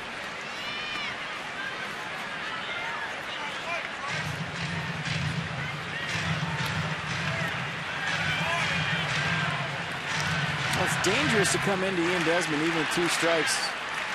He doesn't really take anything out of his swing. So if you're Hamels and you're thinking about that cutter in, you better get it in there. He goes fastball away, probably out of the strike zone. Desmond strikes out, and Cole Hamels picks up 2 of his 4 Ks right there.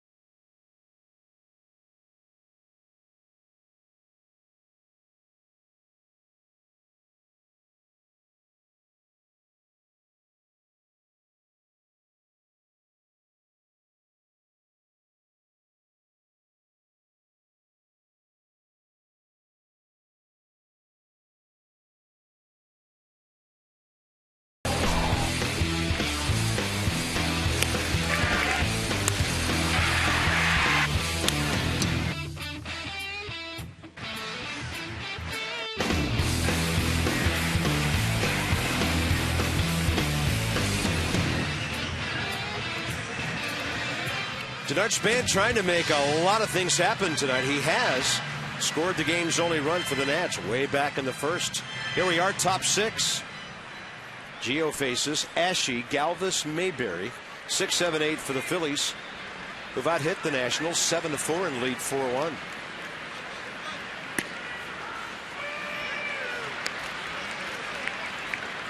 Cody Ashe, a walk and a strikeout.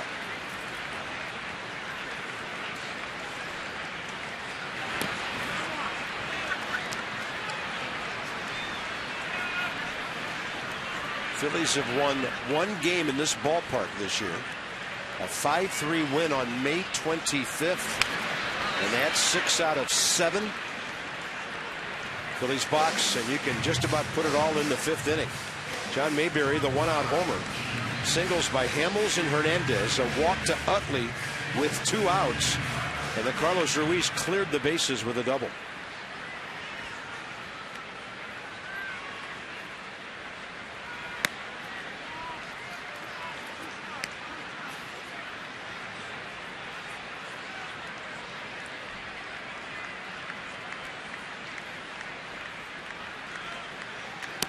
Breaking ball, a beauty. Froze the left-handed batter. And Gio with his 4th K of the night. Yeah, that's exactly the sequence that he tried to go to last time against Ashe. Off the high fastball, which was the pitch before, to that curveball. And as a hitter, especially left on left, that's a rough at-bat. You see that fastball up out of his hand high, and then the curveball after it up out of his hand high. You think it's the same pitch, and that's why you take it. Nice sequence right there. Freddie Galvis is next. And it's important for Gio Gonzalez right here to be mentally tough, bear down, and keep this game right at 3 runs.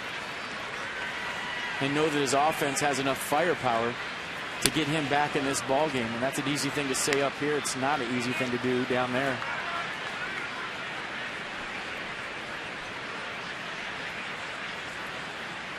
.21 pitch, 5th inning. And Galvis has another base hit. 2 for 3.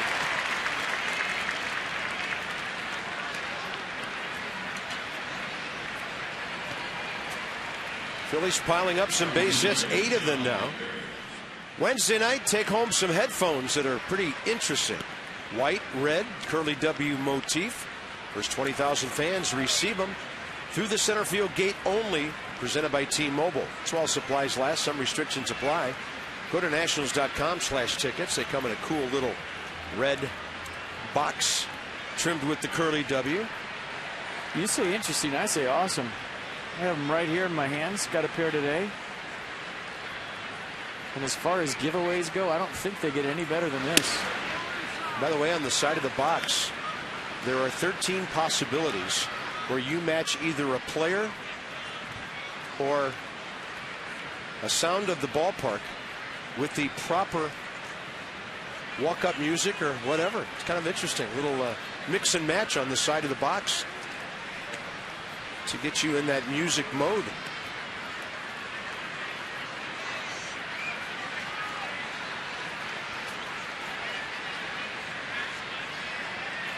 John Mayberry, 1 for 2 with a home run. Big curveball, a beauty by Gio. Nissan will track strike 1. I really wouldn't do this to you, but I could sit here and say the names and make you say the walk-up song, but I will not do that to you on live television as you look at the curveball underneath the bat of Mayberry. Yeah, I might get a couple. I'm going to say no.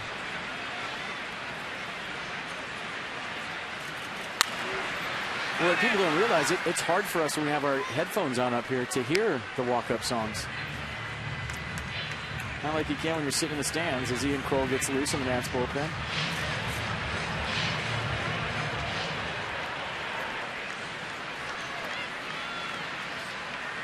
Mayberry, 11 homers, 39 RBIs with that blast last inning.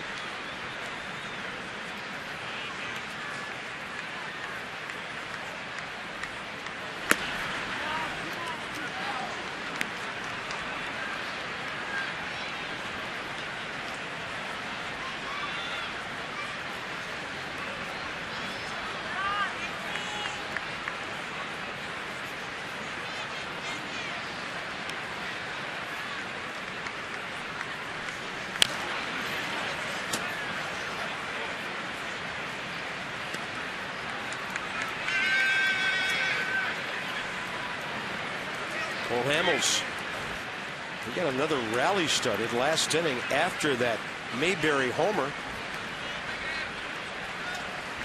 First pitch swinging, took one right up the middle.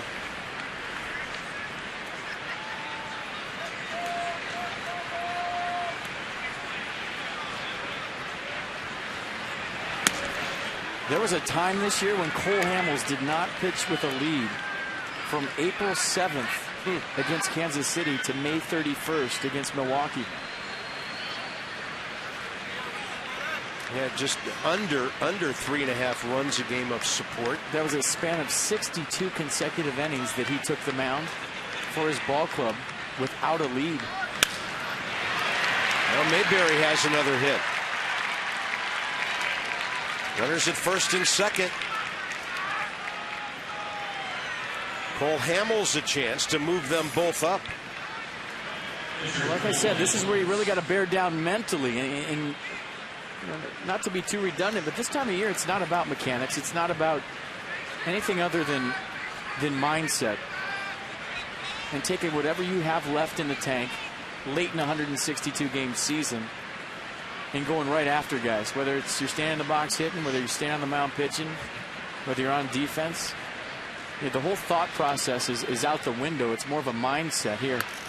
Hamels bunts it right at Ryan Zimmerman. He called Gio off that ball, makes a good play. And the Phillies have runners at second and third for Cesar Hernandez at the top of the lineup.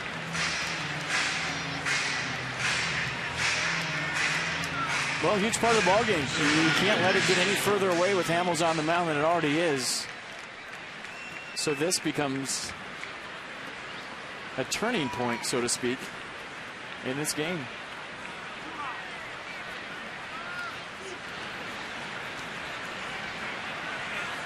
Cesar Hernandez, line drive to right, 2 base hits since a bunt and a hard ground ball up the middle.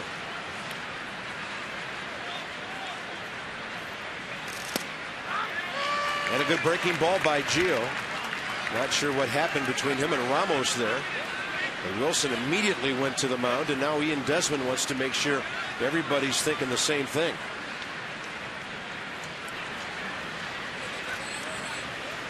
They go out, talk it over, figure it out. Yeah, and he got crossed up big time. It's okay to get crossed up from fast to slow, meaning if you're a catcher and you think a fastball is coming at the off speed, you can handle that. It's when it's the other way around and you think off speed's coming and it's 94 miles an hour and hits you right in the chest protector.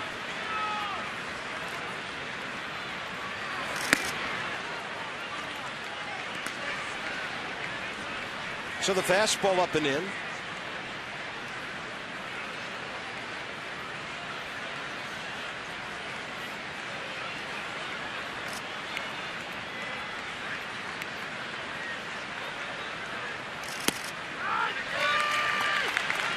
He's going to do that back door with a breaking ball a couple of times here. 1 ball and 2 strikes. Yeah. Started off the plate, broke it to the outside corner. Now he can bury his back knee if you want. Throw the turbo curve right at his back knee. Like that. Tried to do it. Yeah, Hernandez a good job of fouling that off once he was committed.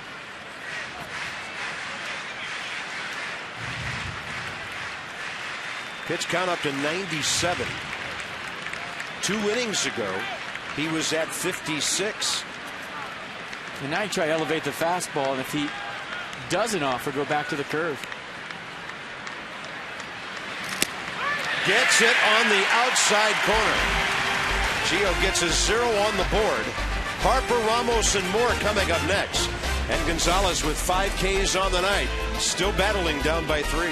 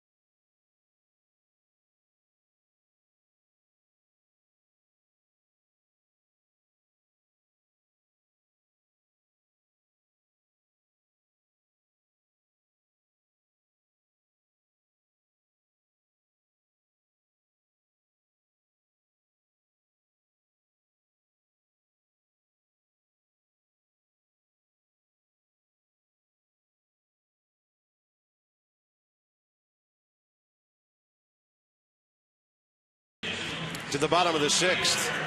Not getting late just yet, but the Nats need to get something going soon against Cole Hamels. Harper, Ramos, and more. And some more walks tonight. Cole Hamels gave the Nats 3 walks in the first 3 innings. So every time there's a walk, $50 to the Boys and Girls Club of Greater Washington, D.C.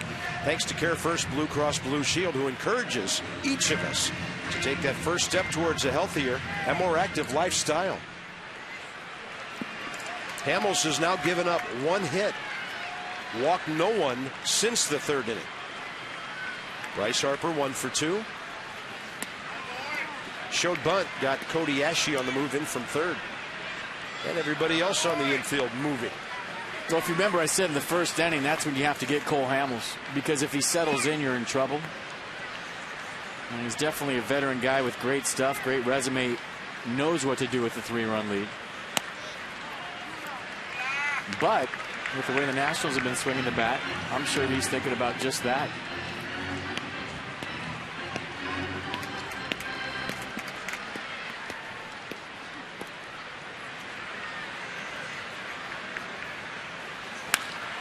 Harper to left. Pretty well hit. Galvis cruising, and he's waiting for it.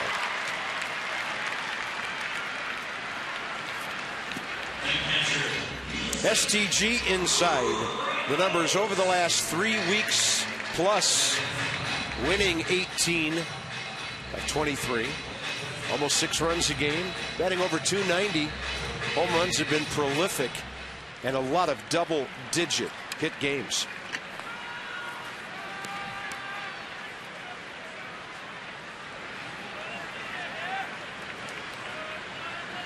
Wilson Ramos grounding is short and striking out tonight.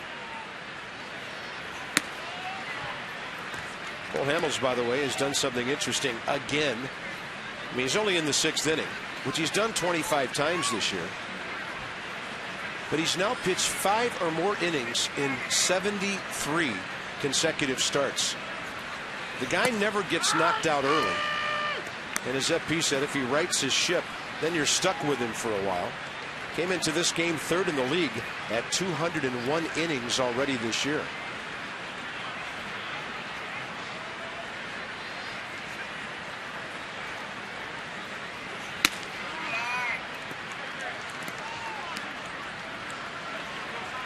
Roy Halladay. Phillies only have 55 2/3 from him this year with all the problems he's had, the surgery earlier.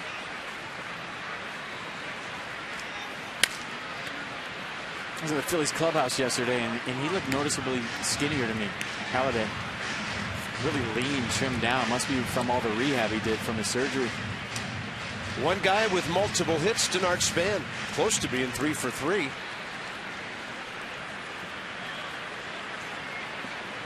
One RBI, Jason Worth, sac fly, a line drive to center, back in the 1st. And a 2-2 to Ramos, well placed, right side.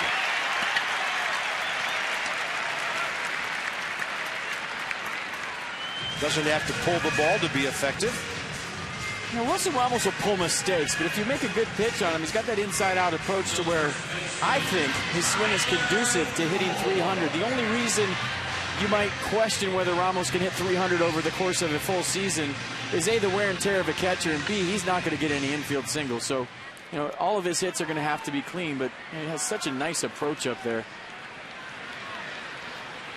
No real holes in his swing. Couple of ground balls off the bat of Tyler Moore. 1 to 3rd, 1 to 1st. Hamels starts him. First pitch, changeup.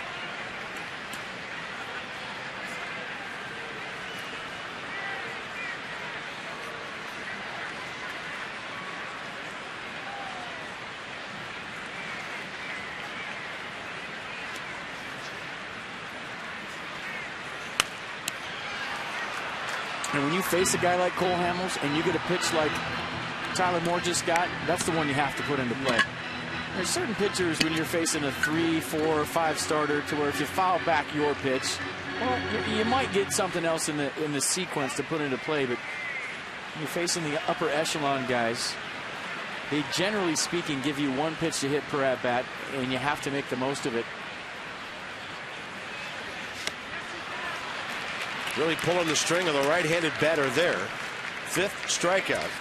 He's fanned 3 of the last 5 hitters. 2 outs.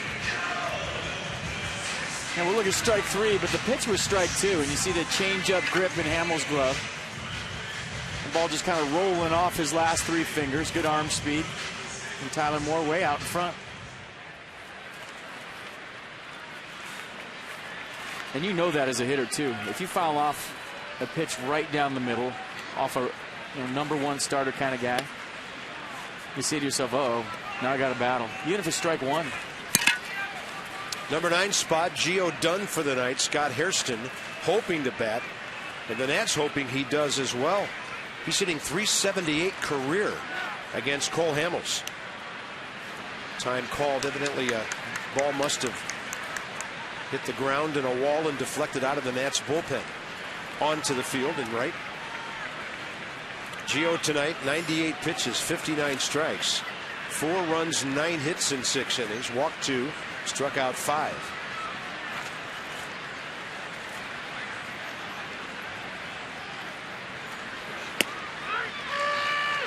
Hamels gets the strike call just under the ceiling of the strike zone.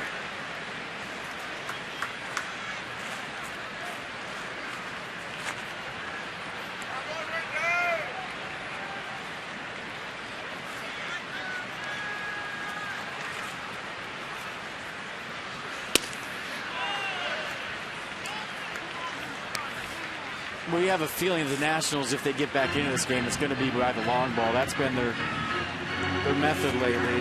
They're facing a guy like Hamels. It's tough to string together 3 and 4 hits in a row to get a rally going.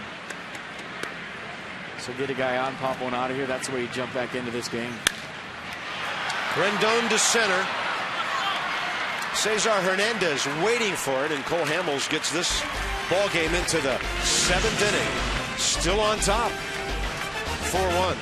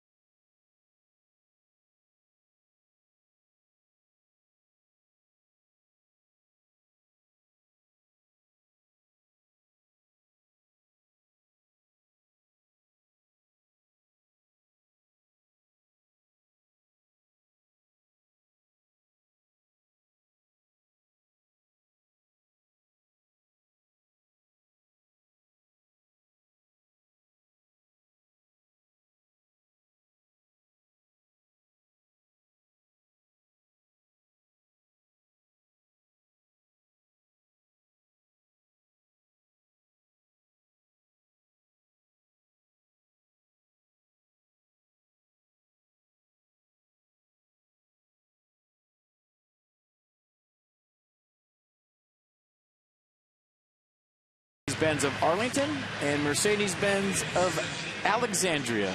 We head to the top of the 7th, 4-1 Phillies. Denard Span beat keeps going on, 2 for 3, 25-game hitting streak. Gio Gonzalez did a nice job, but the big blow was Carlos Ruiz with the bases loaded, 2 outs. In the 5th inning, got a first pitch fastball down the way, hit it over the head of Jason Worth, and that scored everybody.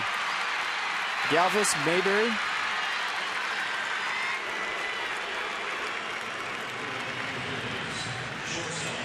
Cleared the bases. Big blow in this game.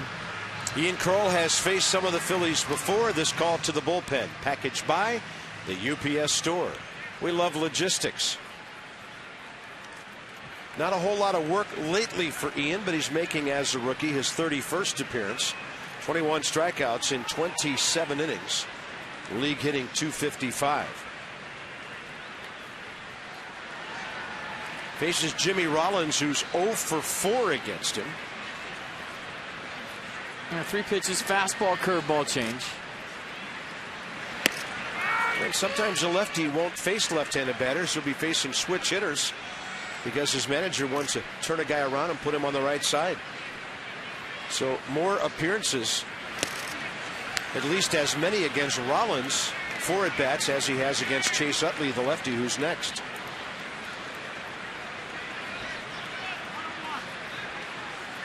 Rollins tonight 0 for 3 and in this series.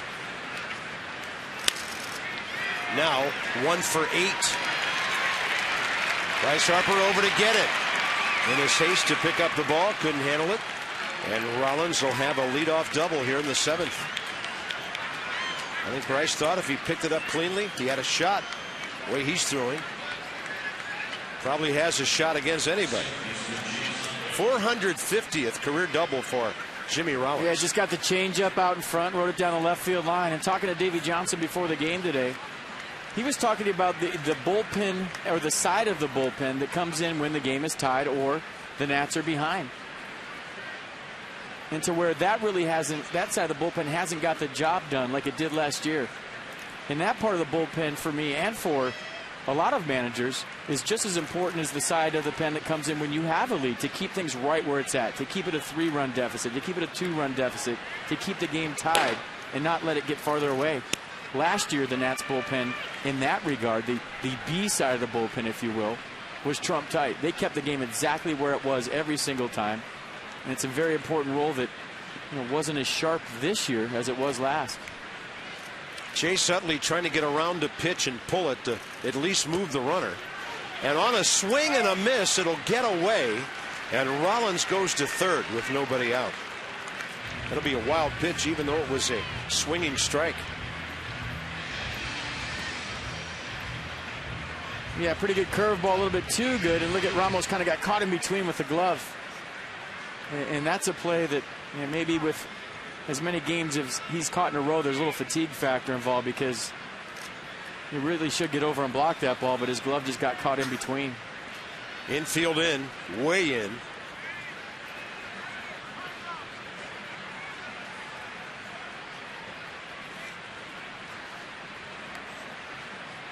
I mean, there's a reason why he's at or near the top of games caught in a row with where he is. It's such a low number because it's hard.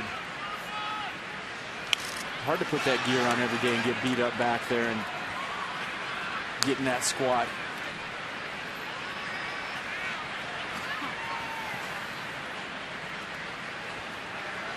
And 22 games in a row. Not easy.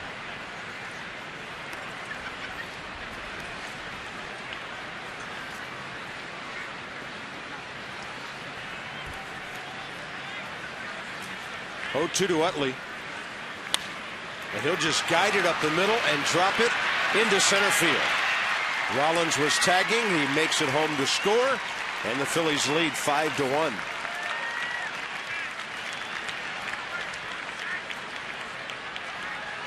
Well, that's just being a tough out right there. That's a good piece of hitting by Chase Utley. This is not a bad pitch from Ian Kroll.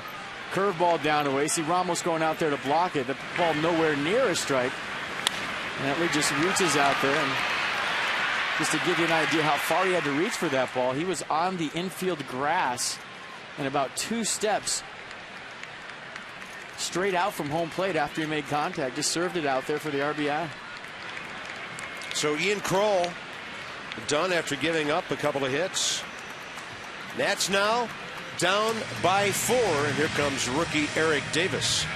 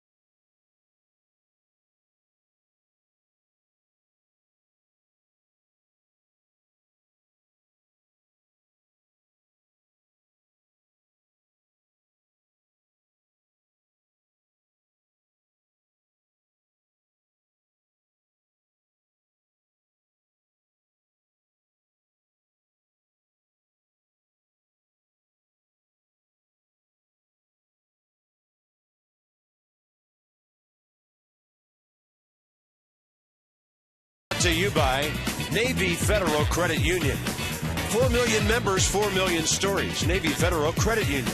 And by Kia. Visit Kia.com to learn why Kia is one of the fastest growing car brands in America.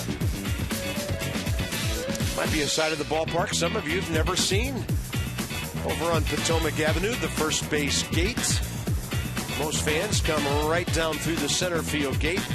And right now the Nats on this Saturday night in trouble in the 7th. Carlos Ruiz coming in. Eric Davis will face him. Making his first appearance against the Phillies. Ruiz has doubled twice tonight. The second one drove in 3 runs. Two-seam fastball right there, average 93. Curveball change to go with it. Pretty good change at 84.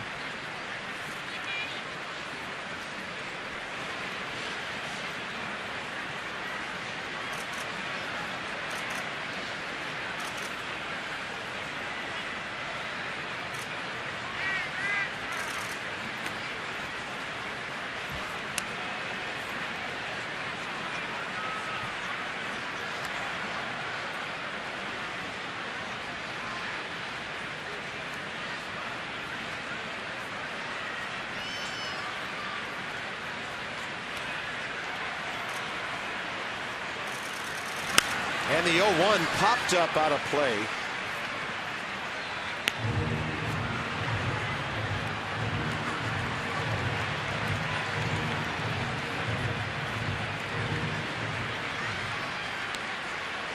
'26-year-old right-hander from San Jose.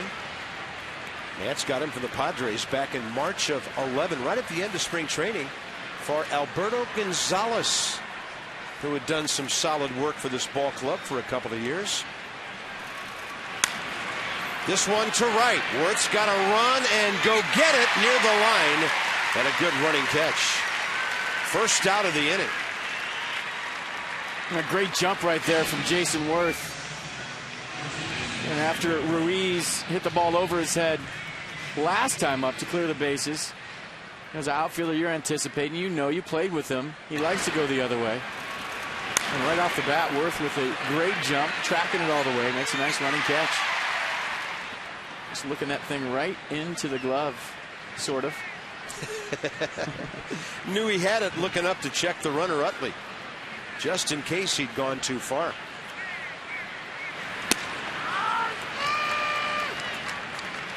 Darren Ruff, 8.76, the pattern of his fly balls tonight.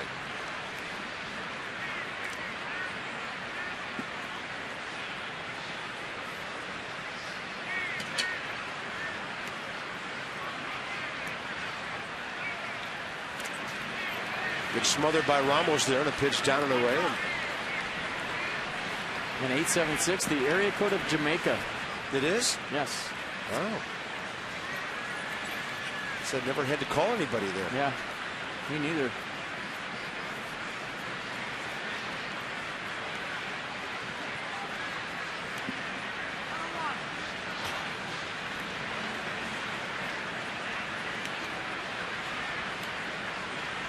Runner goes. Utley, good jump, but a foul.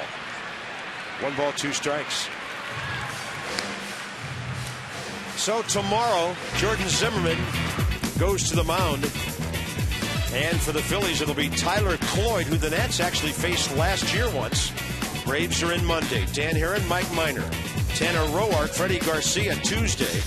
And then the Nats to be determined against left-hander Alex Wood on Wednesday before the Marlins come in for a 4-game series to close out the home schedule. That's our next 5. Runner holding this time, and Ruffa swinging a foul tip strikeout. Eric Davis moving that ball away from him nicely. Mercedes-Benz will follow it outside. Well, we were talking about earlier, you go the other side of the plate against Ruff to a pull swing. Good fastball at 94. See the 2-seam action, just trying to come back, catch that outside corner, and Ruff late. They're talking about Cloyd tomorrow. His last time out against the Padres lasted just 4 innings, gave up 9 hits and 7 runs. Here's Cody Ashe, who's had a no-contact night. Time requested by Wilson Ramos.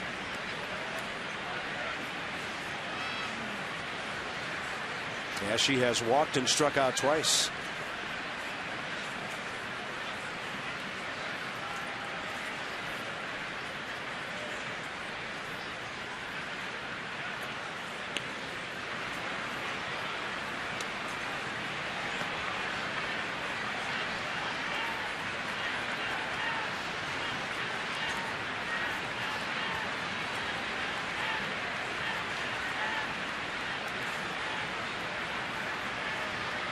Target away. And that ball drilled to the gap. Span trying to get there, and he can't. And the Nats get a break as it bounces into the bullpen, stopping Chase Utley at third. Huge break. And we always talk about staying in grand slam range. Well, that would have been the 6th run for the Phillies. They'd had a 5-run lead. And if this ball stays in the ballpark, Chase Utley scores easily. Nice swing right here by Ashe, showing he's got some opposite field pop, splitting the gap perfectly, and bounces over the fence.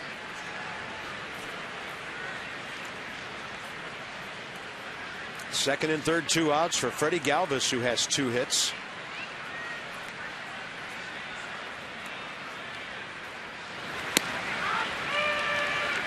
The run in this inning that has scored, charged to Ian Kroll, also responsible for Utley.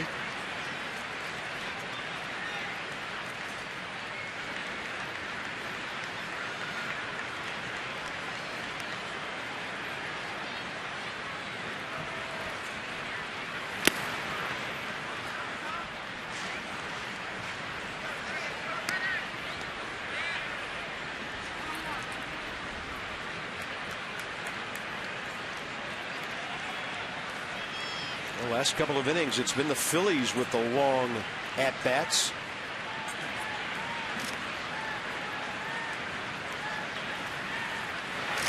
And a 1-1 hooked, and Tyler Moore right there. Phillies get a run to lead 5-1. 7th inning stretch brought to you by the Hyundai Clearance Countdown. Visit your local Hyundai dealers this weekend or next week. The Nats have to battle back from a 4-run deficit.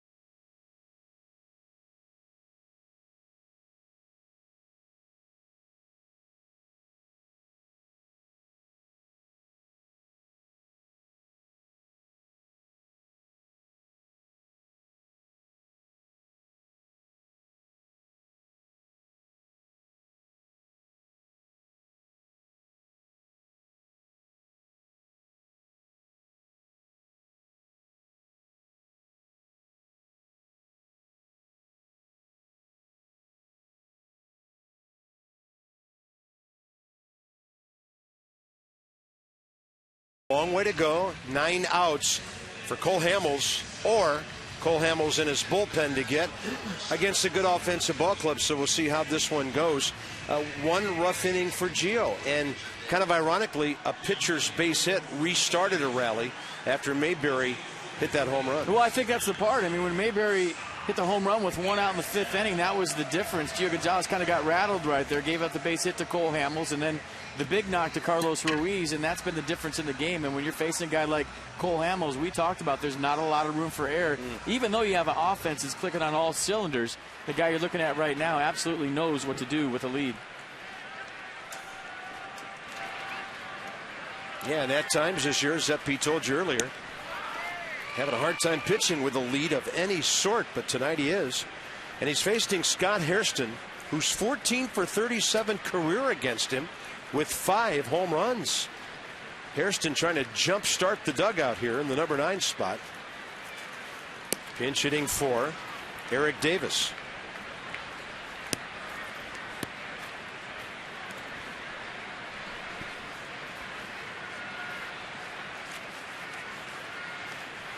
Scott 3 for 16 as a Nationals pinch hitter, but 2 of those hits home runs. He's driven in 5, and now he's got himself another pinch hit. Good start. Bottom of the 7th. May get the Phillies bullpen going. And just like we promised earlier in the game, it's not just a good time. It is Miller time, and it's spanning. I mean, the night he's had tonight, there's the first knock. Hitting streak at 25. And he's been a terror on the bases. Stole second in the first inning. And came up with the 5th. Led that inning off with a base hit. Stole second. Stole third. So 3 stolen bases. 2 hits for Denard Span, extending that hitting streak to 25. Doing everything.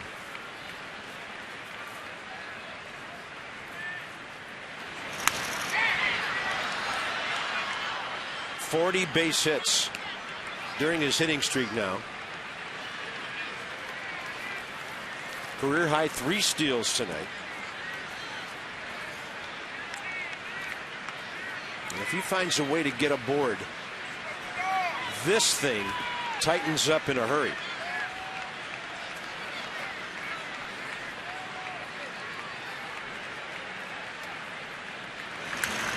I mean, what a different dimension that adds to the Denard Span's game, the stolen base. You know, coming in tonight, just 13 stolen bases in the year. He never really has gotten into that hot streak, that groove that base stealers get into, to where, you know, a true leadoff hitter gets on, all of a sudden he changes the way the whole inning is because of his speed. But you got a glimpse of what Denard Span could be like when he's aggressive on the bases and gets into that groove. 3 bags tonight, and Cole Hamels has had to pay tons of attention to him consistently. 0-2 count. Hamels tries to paint away. 90 just missing, and a ball and 2 strikes.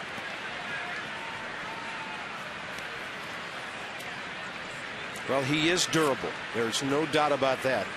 Trying to go 7 innings for the 18th time this year.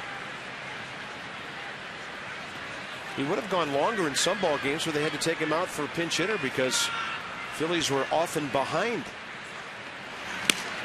That's close. He tried to go inside paint.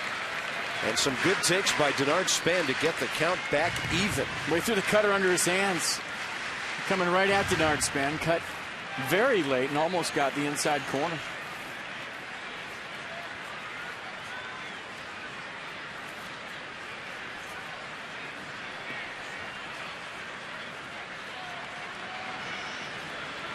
Two.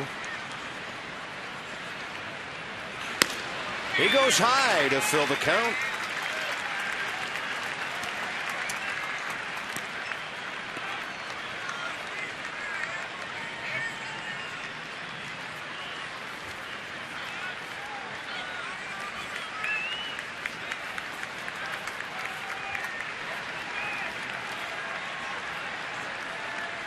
Hairston short lead. Yeah, down by 4, going nowhere. Span with another base hit. Hairston's got to hustle to second, and he gets in there. I don't know what he was doing. It was a ground ball, and he went back to first. Yeah, it's almost as if he was playing the line drive to get through, but there was no fielder anywhere near that ball. Well, maybe from up here, it looked more like a ground ball than it really was, and Hairston had to freeze. But Denard Span said, "What are you doing, dude? You almost cost me a knock and a base runner." Hey, he saw the line drive, froze on it, and had to hustle to barely get into second base. And Denard Span go, "What are you doing, dude?" And if he's out at second base, obviously that cost Denard Span a base hit. But hey, all is good. And now we have a guy that's had trouble keeping the ball in the ballpark, and Ryan Zimmerman up down by 4. Randy Norrie saw that shot right there. He's trying to look underneath the rail into the Phillies bullpen to see who's warming up. Straight across the field. Well, we can tell that it's Justin DeFreitas. Now the tying run is in the on-deck circle as Ryan Zimmerman steps in against Cole Hamels. A walk 0 for 2 tonight. But he has 3 career home runs and 6 RBIs against the Phillies ace. Base hit. Hairston around third. Trent Jewett has to hold him. Bases loaded. Nobody out. For the first time tonight, the line is moving, folks. And the crowd's into it. And Jason Worth, the right man, the right spot. Nice piece of hitting once again. Taking what the game gives you.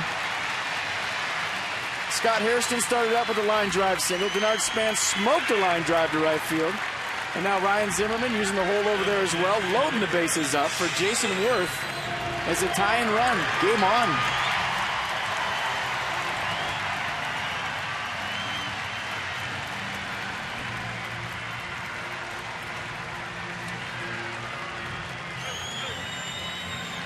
And that's going to do it for Hamels. Ryan Sandberg out to the mound.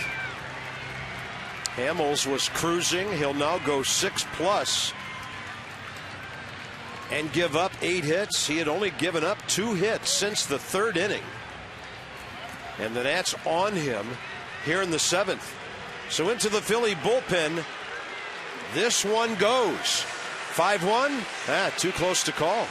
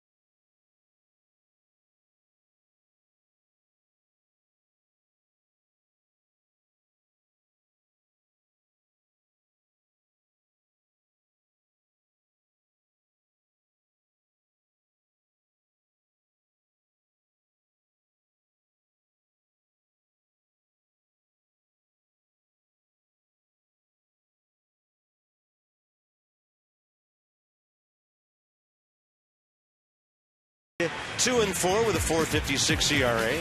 As FP told you, 7 runs, 4 innings last time out against San Diego. Jordan Zimmerman looking for number 18. He's won his last 2 starts on the road at Philly and New York, trying to get some home cooking tomorrow. We're hoping the Nats will be going for a sweep. This inning could decide how close they come to doing that. 1 o'clock, Nats Extra tomorrow. Rick Stew on the top step of the dugout. He's got the scouting report for Jason Worth on Justin DeFreitas. And maybe he's telling them, hey, this fastball slider guy probably won't see a changeup. And that righties are hitting .306 against DeFreitas this year, 34 for 111. Weird that he's held lefties to a 163 average, is 7 for 43. So righties seeing him good, and Ryan Sandberg going with a right-on-right matchup. He probably likes a DeFreitas slider versus Jason Worth, but the numbers would say that righties hit him better. And Worth has hit right-handers over .320 this year. And the crowd on their feet, and it is loud in here, folks. Ryan Matthews has been warming up, but a big hit here would get Tyler Clippard busy. In fact, he's starting to play catch. Bases loaded, nobody out. Worth the hitter.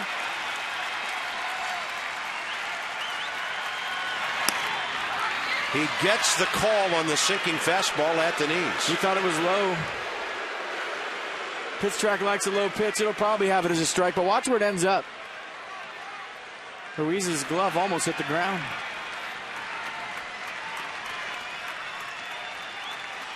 Worth against DeFreitas, 4 for 6 career.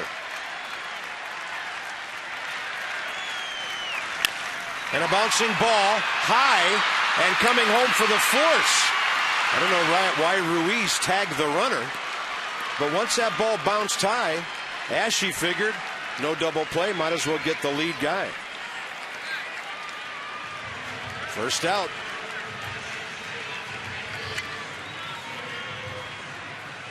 Check out the pitch again to Worth.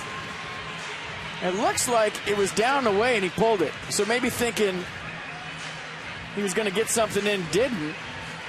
And for whatever reason, Ruiz, that's all he had to do was touch the plate. It was a force out, decided to make the tag on top of it. Maybe had a brain cramp right in the middle.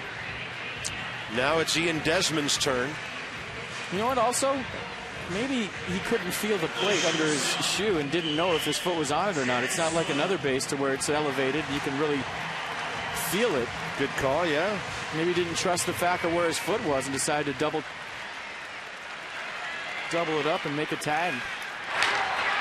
So Tyler Clippard on the left, if the Nats can make a big comeback here. Ryan Matthews has been warming up for quite some time. The hitter, Desmond, 0 for 2 career with a walk against Justin DeFreitas. And that's a swing and a miss, but the runners can't go because Ruiz kept it close enough. Saw Ryan Zimmerman, by the way, take a big break off a second, but it's all dictated by Span at third. Yeah, nowhere near the slider. Desmond thinking he was going to get a first pitch fastball. Got a slider in the dirt. Ruiz like a cat, pouncing on that ball quick.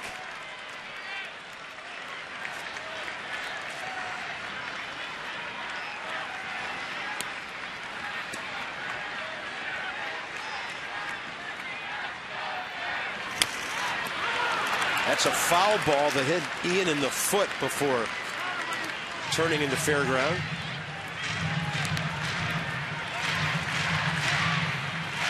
Well, Ruiz going to go out there and talk to DeFreitas, saying, look, there's 2 ways we can go here. We got that fastball off the plate in, back to the slider, kind of move his feet. But then you run the risk of hitting somebody with the bases loaded. I think, obviously I could be wrong, they're going to triple up on the slider, maybe bounce one here and trust Ruiz to block it. Ian Desmond won Grand Slam against the Phillies June 19th on the road to win an extra inning game. Jimenez the lefty, Rosenberg the right-hander.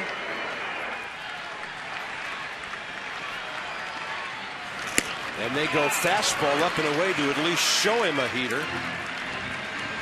That's one way to do it, go fastball away and then try to back it up with a slider. But I think the out pitch right here for the Phillies and DeFreitas is that slider.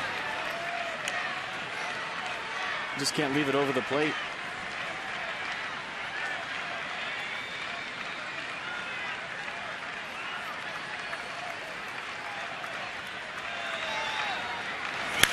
Desmond jammed and he fights it off.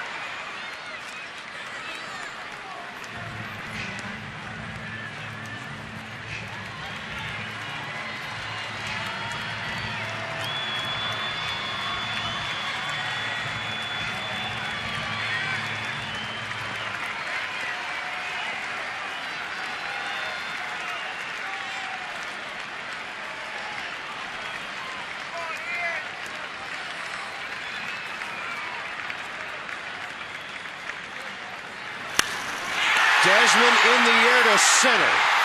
It'll be deep enough for 1 run. Zimmerman tagging at second. It's a 5-2 game. And he's Ian Desmond right now shaking his head at first base saying, I got that. I don't know how that stayed in here. That's a warm weather home run, a cool weather sac fly, because he hit that ball as good as you can hit it. We talked about how big this ballpark is playing the last couple of nights as the weather's kind of cooled off. And he squared that ball up, and I thought he had him. A little bit too high, and wind's kind of blowing in from left field across to right field like it was last night. Knocked it down. Good at bat with 2 strikes to get the run in. But I'm sure if you run down there and ask Ian Desmond right now, he thought it was going to be a lot more than that.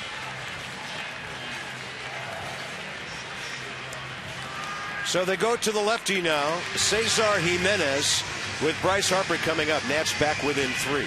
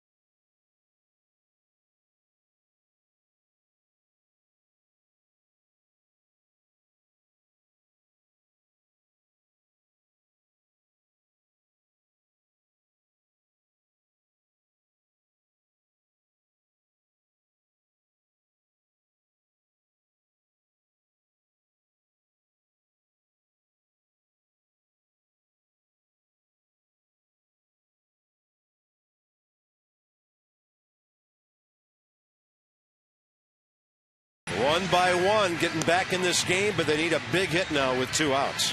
It'll be a lefty-lefty matchup with Cesar Jimenez, who came in for one batter last night and struck out Adam LaRoche. He has one career matchup with Bryce Harper, and that's a walk. Yeah, 3-pitch guy, fastball, slider, changeup. Bryce Harper will probably see just the fastball and the slider, changeup to right-handers. But even though the flags aren't blowing right now in left center field, during that break, I just had a gust of wind come and knock all the papers off the counter here. So up high, the wind is blowing, and I'm sticking to that. I'm sure Ian Desmond will tell you after the game, he hit that ball as good as you can hit it. Went nowhere.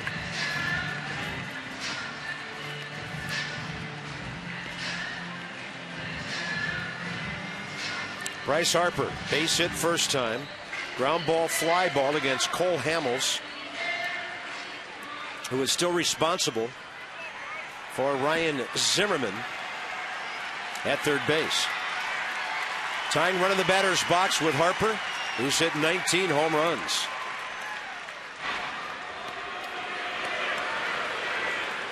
Left-handed pitcher in this situation better make sure he steps more toward first base than home on a play like that.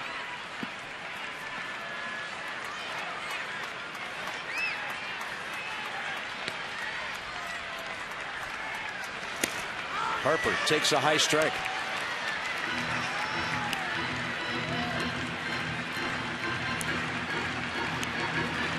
Well, not a lot of opportunities, but he's done well.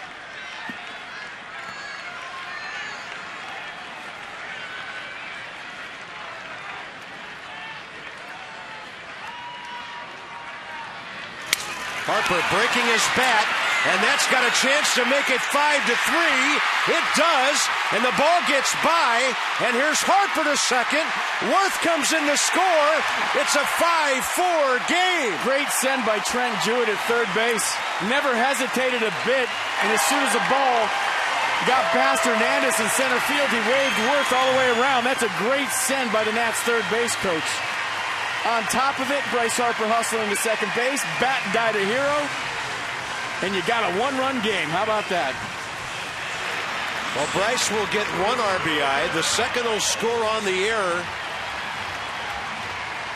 Good hustle by Harper. Watch the ball kick right here. Underneath the glove of Hernandez, and that can't happen. And all of a sudden, Mayberry decides, well, I'm just going to throw this into second to get Harper. And watch Jewett. Waved Worth all the way, never hesitated. So Jason Worth all the way around from first base scores, A, with the hustle, and B, by great guidance from his third base coach. And how about Bryce on the backside getting the tying run into scoring position? All around great play right there for the Nationals. Wow. Are you kidding me? Well, the Nats have made this a one-run game. Ryan Sandberg is making a double switch. Dominic Brown's already gone to left field. Now the Nats are almost back even.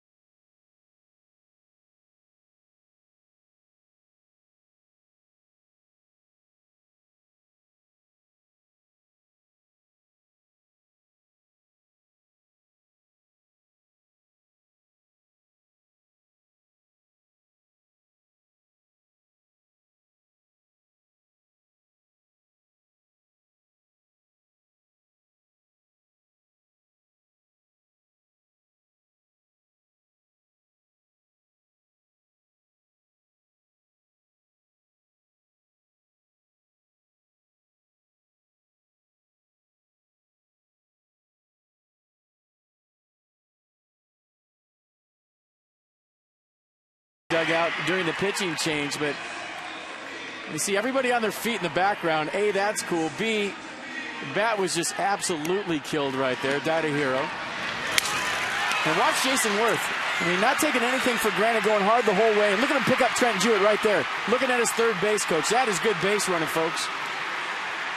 And he was thinking it. He just needed confirmation from his third base coach to send him. Once he did, turn down the Jets, and Bryce Harper on the backside slide into second, because if he's out, Jason Worth was not close to home plate yet. That run wouldn't have counted. And watch him just keep that toe right on the base.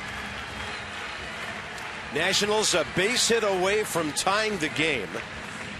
Righty-righty matchup. Dominic Brown takes over in left field. He'll be batting ninth for the Phillies.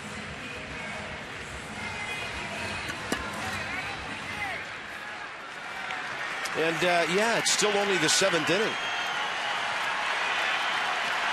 Ramos and Rosenberg. First time they face each other. And a throw in behind, and Bryce Harper has to keep on going. And he's at third base with 2 outs. That is living dangerously, folks. I mean, there's no way that the Phillies are going to throw out Bryce Harper on a base hit, but you see Jimmy Rollins coming in the backside. He set him up, went to third base, and a huge gamble right there, and it pays off for Bryce Harper. I'm not sure it's the smartest play in the world, but it worked out nicely. Ninth steal of the year. It'll look brilliant if a slider in the dirt goes back to the screen. So the Nats 90 feet away from tying the game. Well, the thing is, Carver, excuse me, is that if he goes back, he's out. So he knew that he was too far off. He saw the throw coming, and he just took off to third base. Run till they tag you.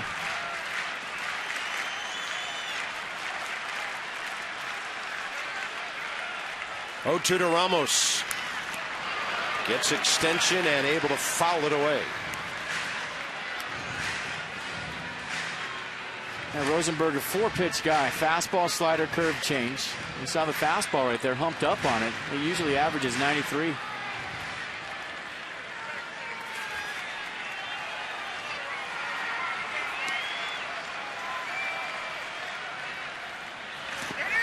And Ramos looks at the breaker. 80, smothered by Ruiz. And when you talk about getting to third base with 2 outs, there's a lot of things it does. And it'll get in a pitcher's head to where they'll elevate off speed, especially when it's a tie and run. It's a big red on third base because they don't want to bounce it. Good stop by Ruiz right there, but you're just not throwing the off speed with as much confidence as you would with a runner on second versus a runner on third, especially this late as the tie and run.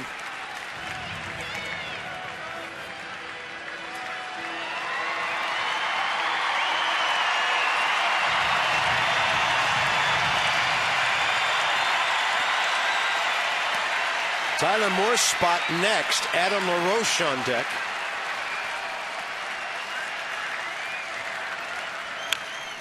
And Ramos hanging in there. Boy, Ruiz wanted that elevated, about let her high. And Rosenberg left it down in the zone. It was 95 off the plate. But that's not where Ruiz wanted it.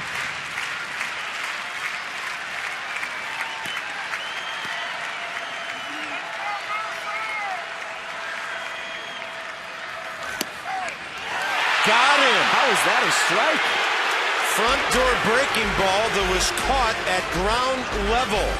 And Ramos can't believe it. Neither can his manager. It's not even close. That's ridiculous.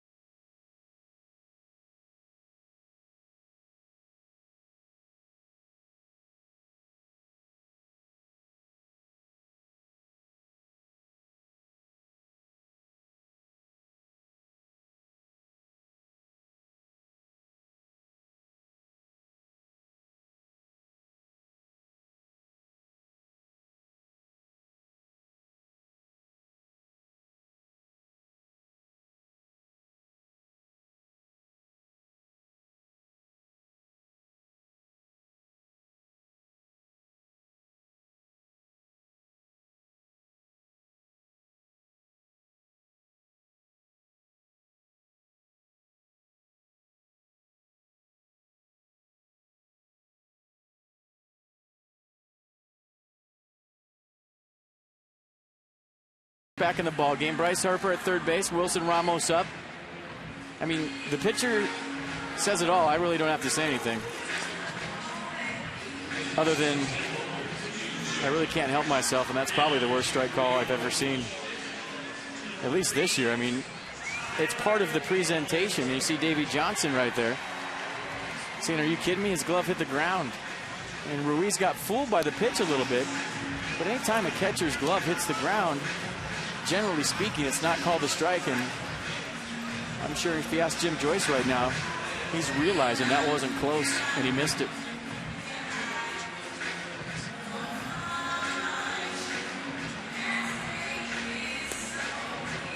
And Tyler Clippard, you look at the numbers against 143.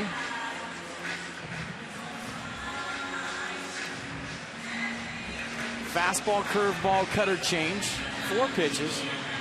Fastball's been his best pitch this year. Last year was a changeup. This year really relied on being aggressive in the strike zone early with the fastball.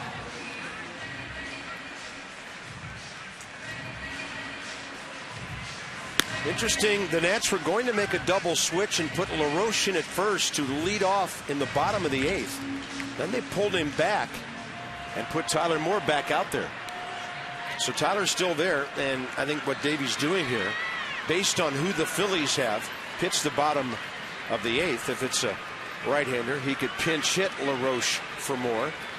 So he'll wait and see how things develop. Right now, Tyler Clippard to keep this thing close.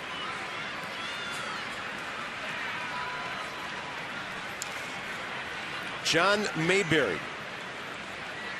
A big swing for the Phillies back in the 5th inning to change the feel of this game.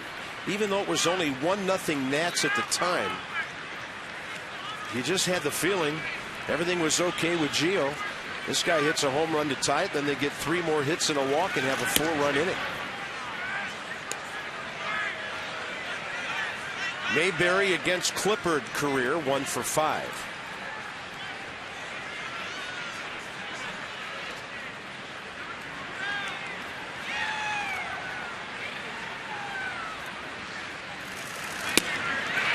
Fastball up, unreachable.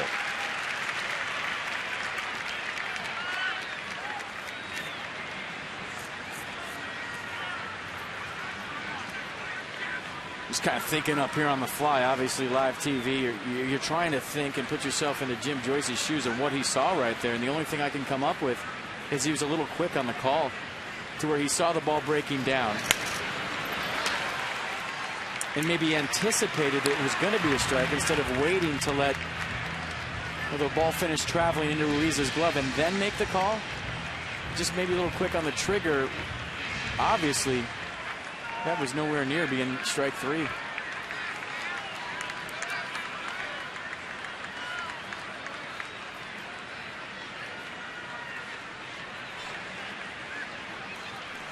One ball, two strikes to Mayberry. And Clippard goes with the breaking ball. Slow bouncer. Desmond scoops it up. First out, top of the eighth. MLB Ballpark Empire, the video game that puts you in the owner's suite. Now available for iPhone and iPad. Build your stadium, make the decisions to guide your team to the Fall Classic. Download MLB Ballpark Empire free. You can do that right now. Data and usage rates may apply.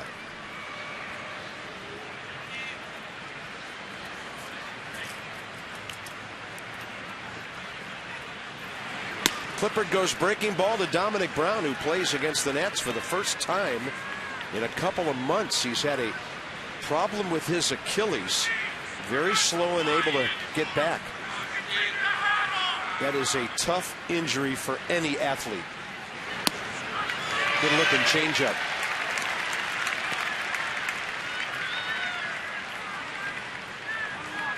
Dominic Brown against Tyler Clippard, 2 for 6 career with a home run.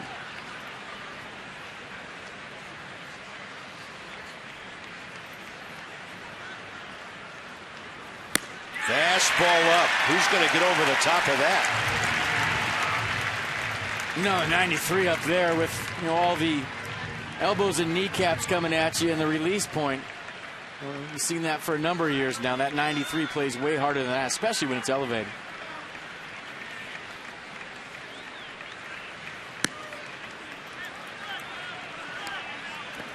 And it's up to Clippard to get his ball club back in the dugout, keep that momentum on the Nationals side that they built in the bottom of the 7th with those 3 runs. Yeah, good thing about that is lots of time left now. A lot of pressure will be on the Phillies bullpen.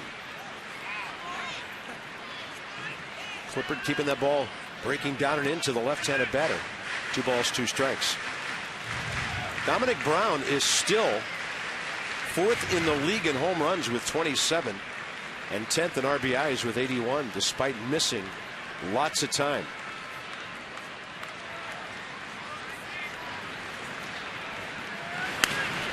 Clippard got in on his hands and he was able to foul it back.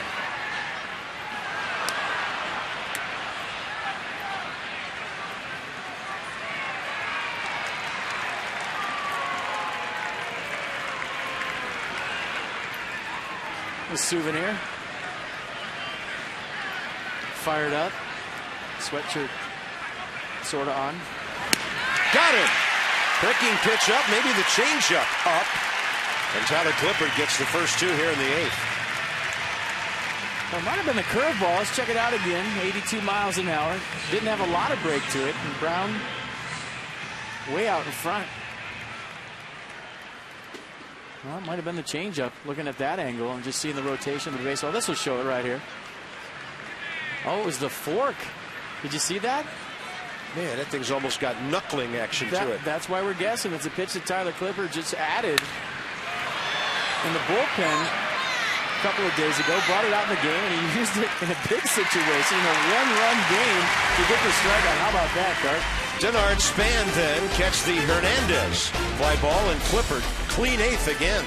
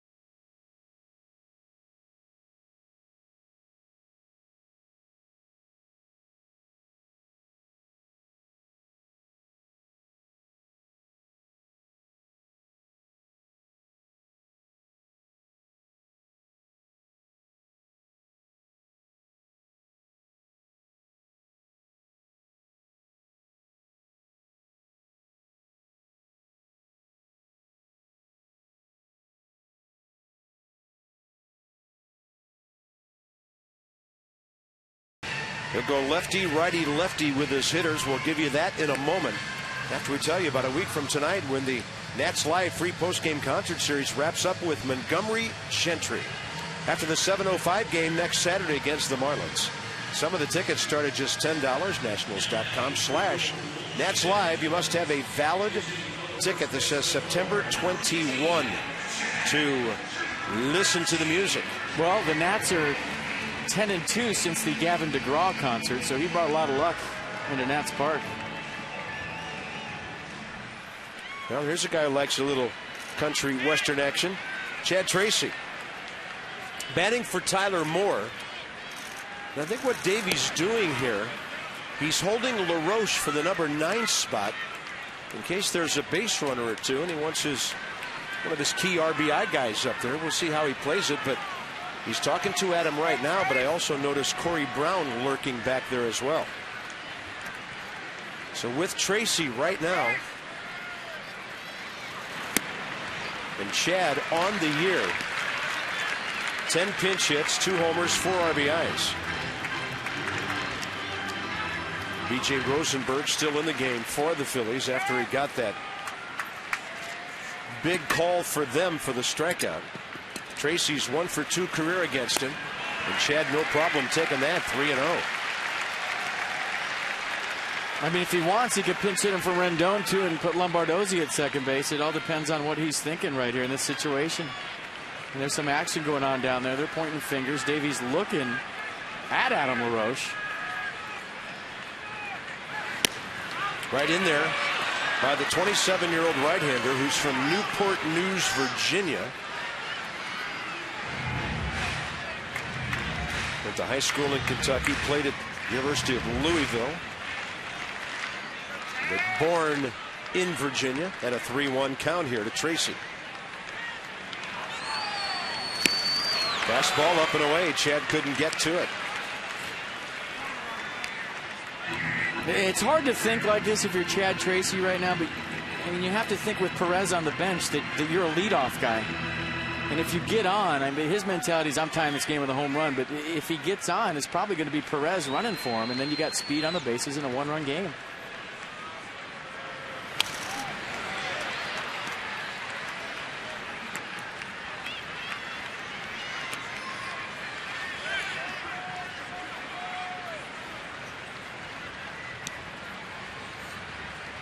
Yuri Perez can fly. It doesn't look like he has a helmet on. 3-2, and Tracy takes the walk. Well, it could be Coburnis. We'll see what Davey does. Looks like Jeff Coburnis is coming out to be the pinch runner. Nice at bat by Chad Tracy off the bench, tying run aboard, leading off the 8th. We'll exchange of runners, high fives back to the dugout, fouled off a couple of tough pitches in the 3-2 count to get the speed of Coburnis on first base.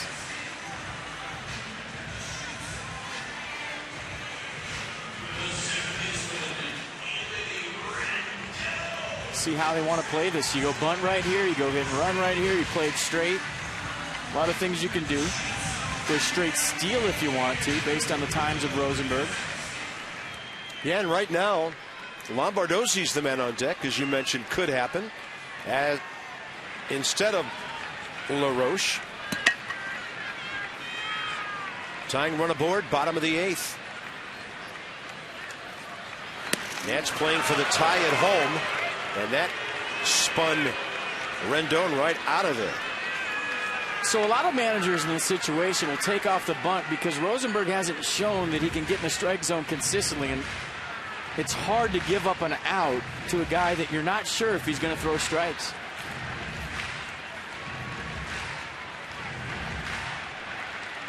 Phillies 15-12 under Ryan Sandberg.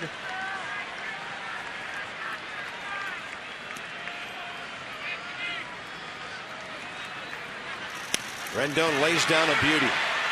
Coburnis easily to second base. That'll be 1-3 on the sacrifice. Tying run, scoring position.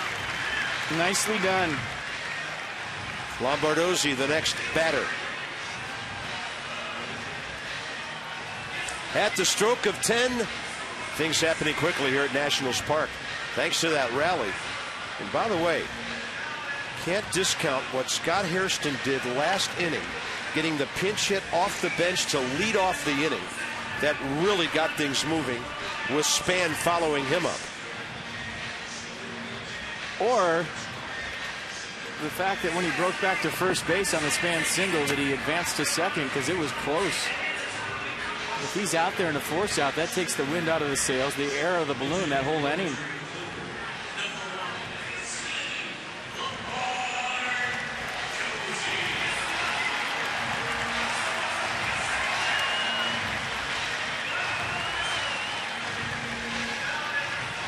Steve Lombardozzi 0 for 4 against B.J. Rosenberg career. And Lombardozzi has turned into Davey Johnson's most reliable pinch hitter this year. He's had 11 pinch hits. Same number as Tracy, but he's done it in 22 fewer at bats. 297 as a pinch hitter. That's awesome. Spits on the fastball outside.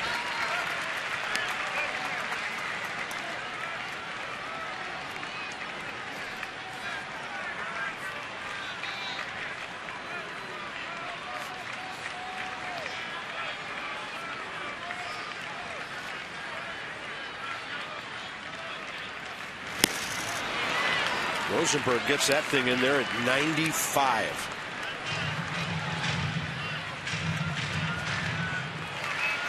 Colburnus is fast at second base, but the Phillies outfield cheating way in. And even though you have speed at second base, he is going to have to seriously get a good read on a ball to the outfield to score. There's one to the gap in left center, but Dominic Brown over to grab it, and Colburnus just got back. Reading that as if he thought it was going to fall. And that is close. Yeah, second base. Watching that play develop, I was saying to myself, where is he going? I mean, you want to go belly to the baseball as a base runner there. Watch the outfielders go for the ball. Generally speaking, you'll get as far as you can off the base, but look at that last 2 hops. That's way too far, and he has to scramble back. And just by speed alone, keeps the inning alive in the tie-in run at second base, but he was way too far off right there. Soriano, if the Nats tie it or take the lead, and Xavier Cedeno for Rollins and Utley if the Nats are still behind. I mean, if he would have got doubled up right there with the Nats' hottest hitter, Denard Span, not being able to have an opportunity to drive in the run, that would have been a huge mistake. Got back, and all is forgotten. This will be the Phillies' 4th pitcher in the last inning and 2/3 as Ryan Sandberg goes to get B.J. Rosenberg. So Span coming in, and a lefty for the Phillies in a 5-4 game.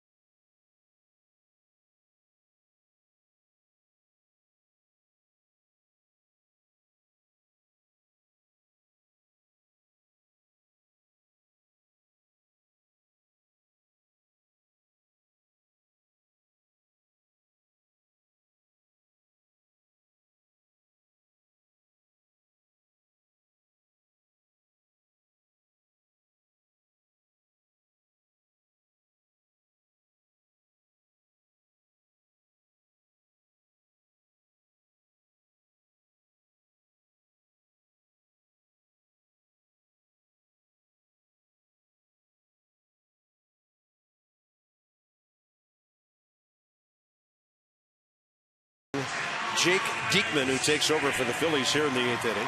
Span on a 3-for-4 night with a career best 3 stolen bases. Tonight's copyrighted telecast presented by authority of the Washington Nationals and may not be reproduced or retransmitted in any form. And the accounts and descriptions of this game may not be disseminated without the express written consent of the Washington Nationals. Expanded September rosters on display in this one tonight. Jake Diekman, 40th ball game. Denard Span career is 1 for 2 against him with a walk. And this could be a 1-batter appearance. If he doesn't retire Span, Phillies have another right-hander ready for Ryan Zimmerman. Diekman, a 3-pitch guy, fastball, slider change. Fastball averages 96 miles an hour. It can reach 100.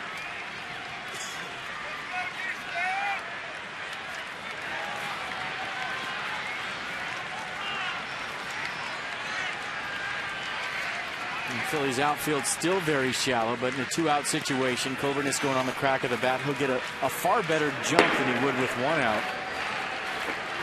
And Papelbon, their closer, the man who would face Zimmerman if Denard Span keeps this 8th inning going.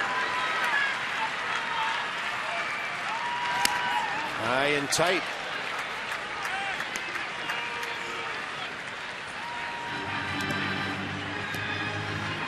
Colbert has very good speed at second base with 2 outs.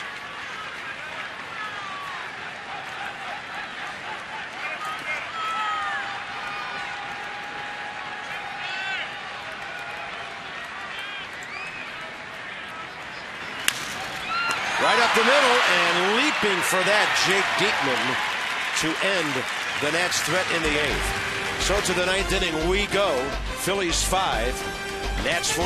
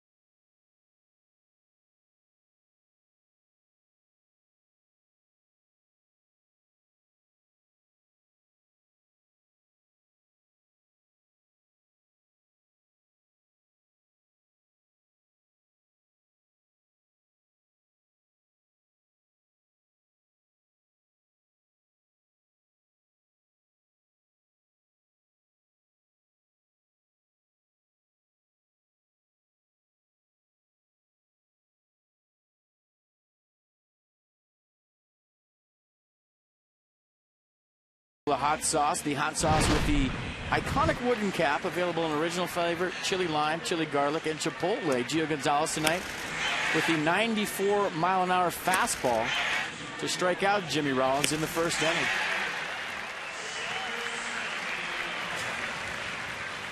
So Adam LaRoche is in the game to play first base. It's a straight-up move, so he'll be batting 7th. A new pitcher, left-hander Xavier Cedeno, who will be making his 6th appearance. 3 1/3, 4 strikeouts. And a pretty good situational lefty lately. He'll turn Rollins around to the right side, then face Chase Utley. Yeah, last appearance Thursday against the Mets, pitched an inning, gave up no hits, no runs, struck out 2, walked nobody. Yeah, 4-pitch guy, fastball, slider, cutter, curve. And the fastball average 89 miles an hour. Visit Kia.com. Learn why Kia is one of the fastest growing car brands in America. So Jimmy Rollins, 1 hit in the series, but a damaging one it was. his run the difference in the game when he doubled 2 innings ago. Chase Utley has driven a run home tonight, sent Rollins home. And then Ruiz, of course, the big blow of this game back in the 5th inning, the 3-run double.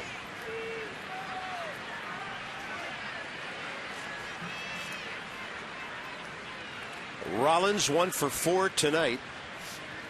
And against Cedeno, 0 for 1.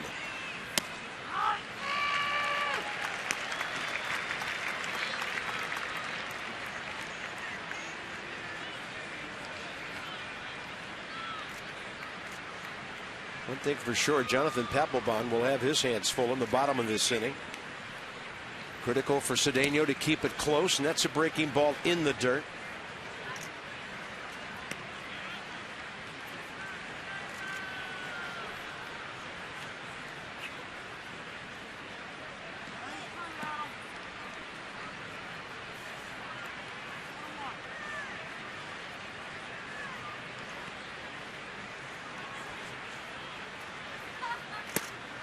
And Cedeno drops the 86 in there. I kind of touched on earlier about how important it is for the side of the bullpen that comes in when you're not leading to keep the game right where it's at. And that run that was given up in the 7th inning, I think Ian Kroll responsible for it, looming large right now.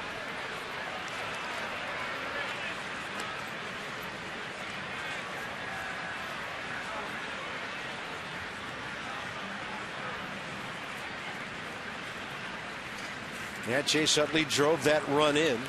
Kroll gave up hits to Rollins, and Utley left the ball game. And a pretty good pitch by Kroll, too, that Utley just kind of reached out and served into center field. And the breaking ball moves the right-handed hitter back.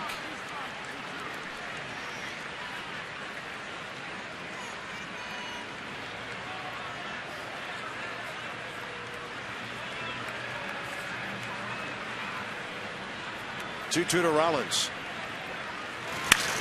Hits it hard. He's aboard.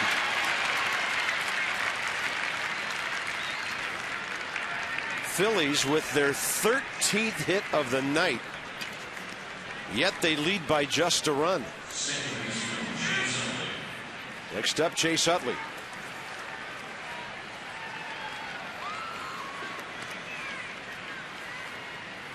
And Jimmy Rollins with just 3 stolen bases versus lefties this year, and he's been caught twice. 20 total steals. Utley a walk and a run scored in the 5th, and then the RBI blooper in the 7th. Cedeno with the fastball. Utley is 0 for 1 career against him with a walk.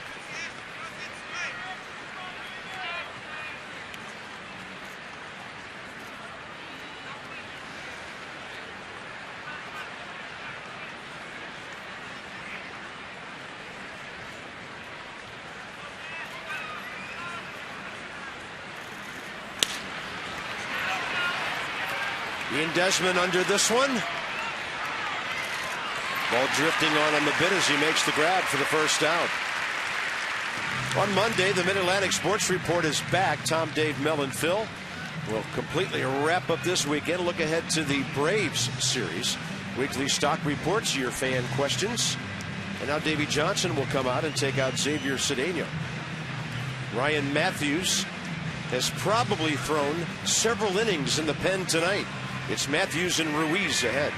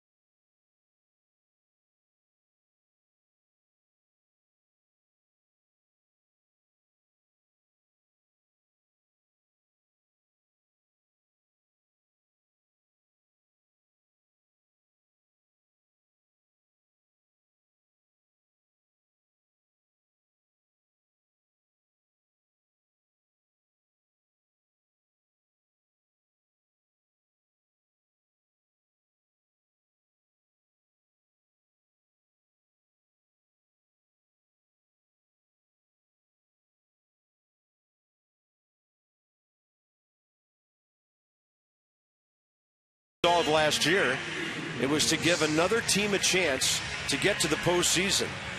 And I'll tell you one thing it has accomplished last year and this year. It has kept some fans excited, some ball clubs engaged, and some things happening right down to the last week of the season. The Nats 5 back of the Reds, who won today. Pirates beat the Cubs tonight. Cardinals lost to Seattle, so they're in a tie for first. But the Nats, thanks to the new wild card rule, very much in this thing right now. And the Pirates and the Reds play each other 6 of the last 10 games. And the Nationals are hoping that somebody takes charge of that series and goes 5-1. That's the way you jump right back into this. And if you stay within 5.5, you still have a chance. Ryan Matthews and Carlos Ruiz. Ruiz is 1 for 2 career against him. Jimmy Rollins, a running threat. More so now with the right-handed pitcher on the mound. He's 20 for 26 this year.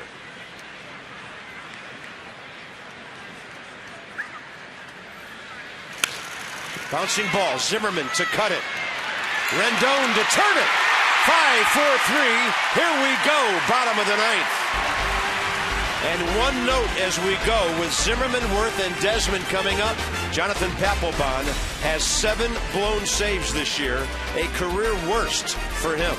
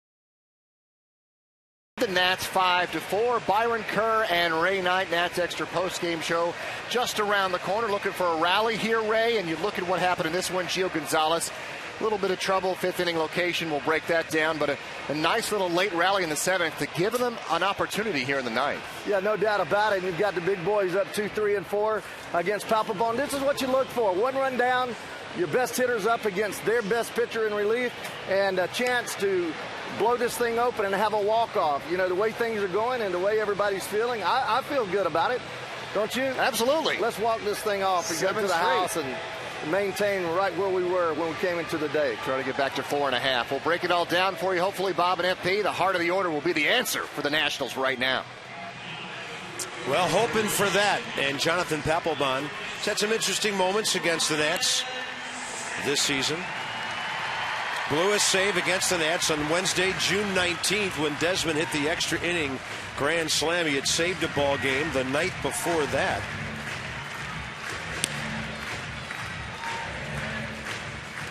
Well, the fastball velocity's been down. It's only 92 miles an hour. Slider 76. He'll throw an occasional split. That's his out pitch at 86.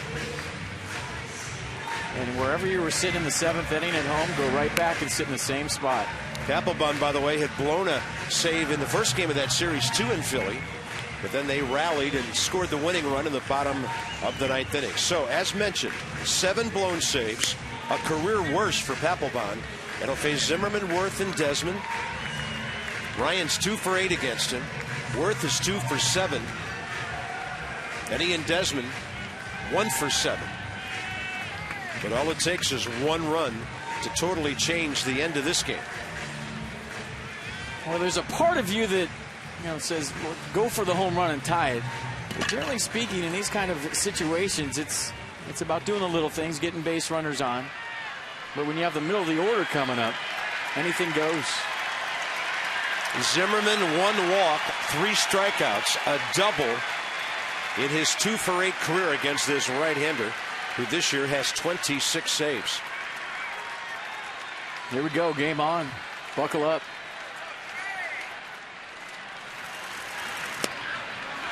.91, well outside.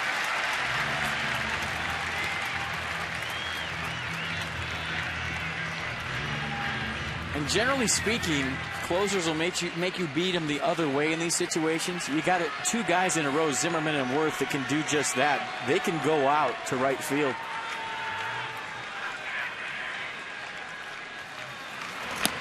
Runs that one back in there. And these 3 outs, the way it boils down right now, Worth a full game in the wild card race.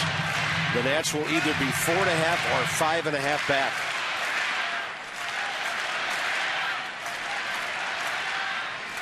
A lot of railbirds in September. Yeah, top step. Here we go. Low, 2-1. And they have that feeling that they really haven't had all year, meaning they know they're in every game. They've been finding ways to fight from behind. And when you get that feeling as a ball club, one they've been waiting for 6 months, they feel like it's only a matter of time before they figure out a way to take a lead.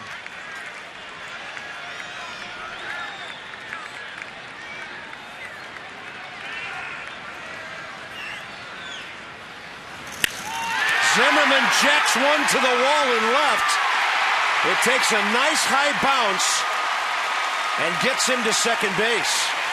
With the Phillies playing so deep, the thing you feared was that ball would hit the wall and go right to Dominic Brown, and he might have been able to hold Ryan to a single, but he got the big hop. Tying run, scoring position, nobody out. We're crowd into it. Ballpark rocking right now, and a leadoff double off the bat of Zimmerman. And Brown playing so deep, Carpy made a really good point that if that ball kicked to him, Ryan would have been held to a single. Rally lids on, everybody on their feet. They know what's at stake. Worth and Desmond the next two. Harper behind them. I'll tell you what, whatever happens right here in the ninth, this has been one heck of a baseball game.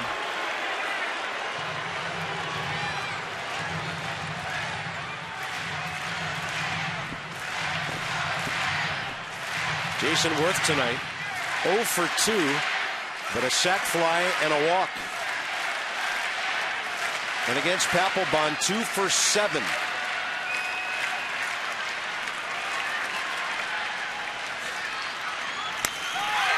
Fly ball to left, and Zimmerman's not going to be able to go to third.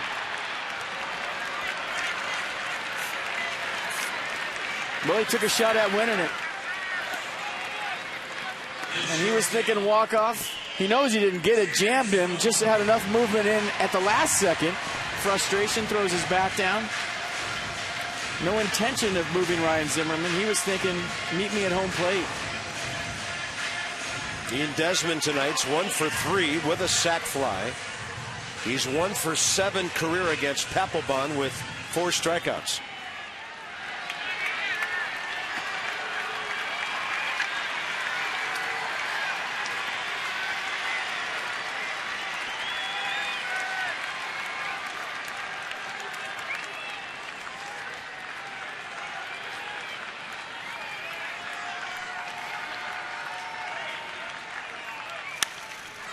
And that's high in the air, playable right field.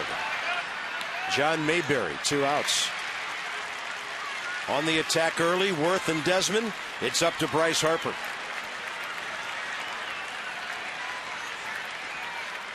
Bryce against Papelbon career, 1 for 3.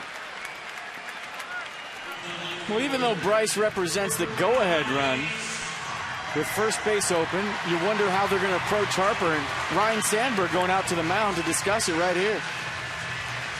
A little powwow at the mound for the Phillies. And this is all about, what do you want to do right here, Carlos Ruiz? What do you think? And he's talking to his catcher more than his pitcher, and he didn't like what Papelbon had to say. Did you see that facial expression?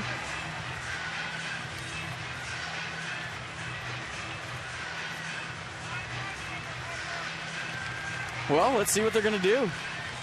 They're going to pitch him carefully. They're going to bounce some stuff up there. They're going to go right after him with first base open. They're not going to intentionally walk him. Oh, they are. Look at this. They're going to put the winning run on base. Wow.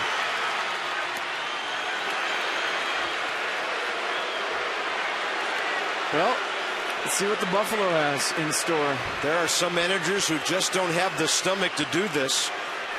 And Ryan Sandberg, who is 28 games into his managerial career at the big league level. I don't know if he did this in AAA with the Cubs, but he's doing it in the big leagues right now. Well, the one danger, other than putting the go-ahead run on, you're putting the go-ahead run on with wheels. So if Wilson Ramos hits a gap right here, there's a good chance of Bryce Harper scoring all the way from first base. So it's one thing to walk a guy that represents the go-ahead run, but when the go-ahead run has speed like Harper does, we'll see how this whole thing works out. Right here, right now with Wilson Ramos. Ramos 0 for 1 career against Jonathan Papelbon. He's 1 for 4 tonight.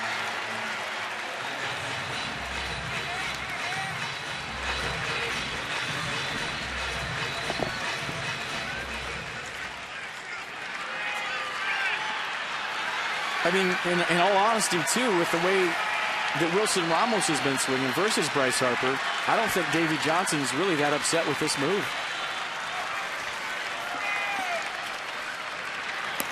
And he throws it away, and Carlos Ruiz makes a miracle of a pick. Unbelievable. How in the world did Ruiz stop this ball? Watch this pitch.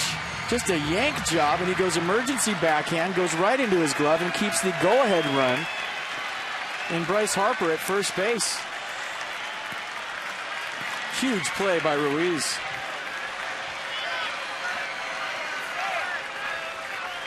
Left-handed hitting Adam LaRoche on deck.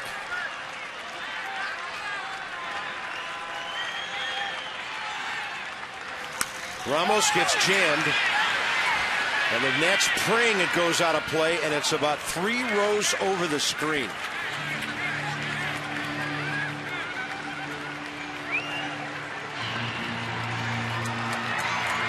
And this is where, as a hitter, just deep breaths, relax, look for a pitch, realize that the pressure's on Papelbon more than you in this situation.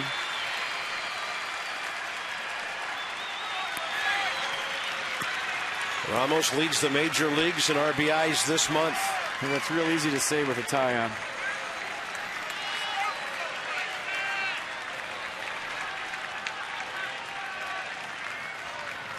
Ramos gets a center cut fastball. Rollins makes a pick, and the Phillies hold on to win. Wow. Unbelievable. Can't hit the ball any harder than Wilson Ramos just did. The Nats strand their 10th and 11th runners of the night. And just a one-hop bullet. Rollins handles it. Knows that he's got plenty of time with the wheels of Ramos. Makes a good throw across the diamond. And the Nats die hard here tonight. But you can't ask anything more. They battle to the last out. A 3-hour and 24-minute battle. Phillies hold on. Time for your Kia Drive of the Game, brought to you by Kia. Visit Kia.com. Learn why Kia is one of the fastest growing car brands in America, and this is the turning point of the ballgame. First pitch fastball to Carlos Ruiz. Beats Jason Worth. Hit the ball well. And with 2 outs, a bases clearing double for Ruiz.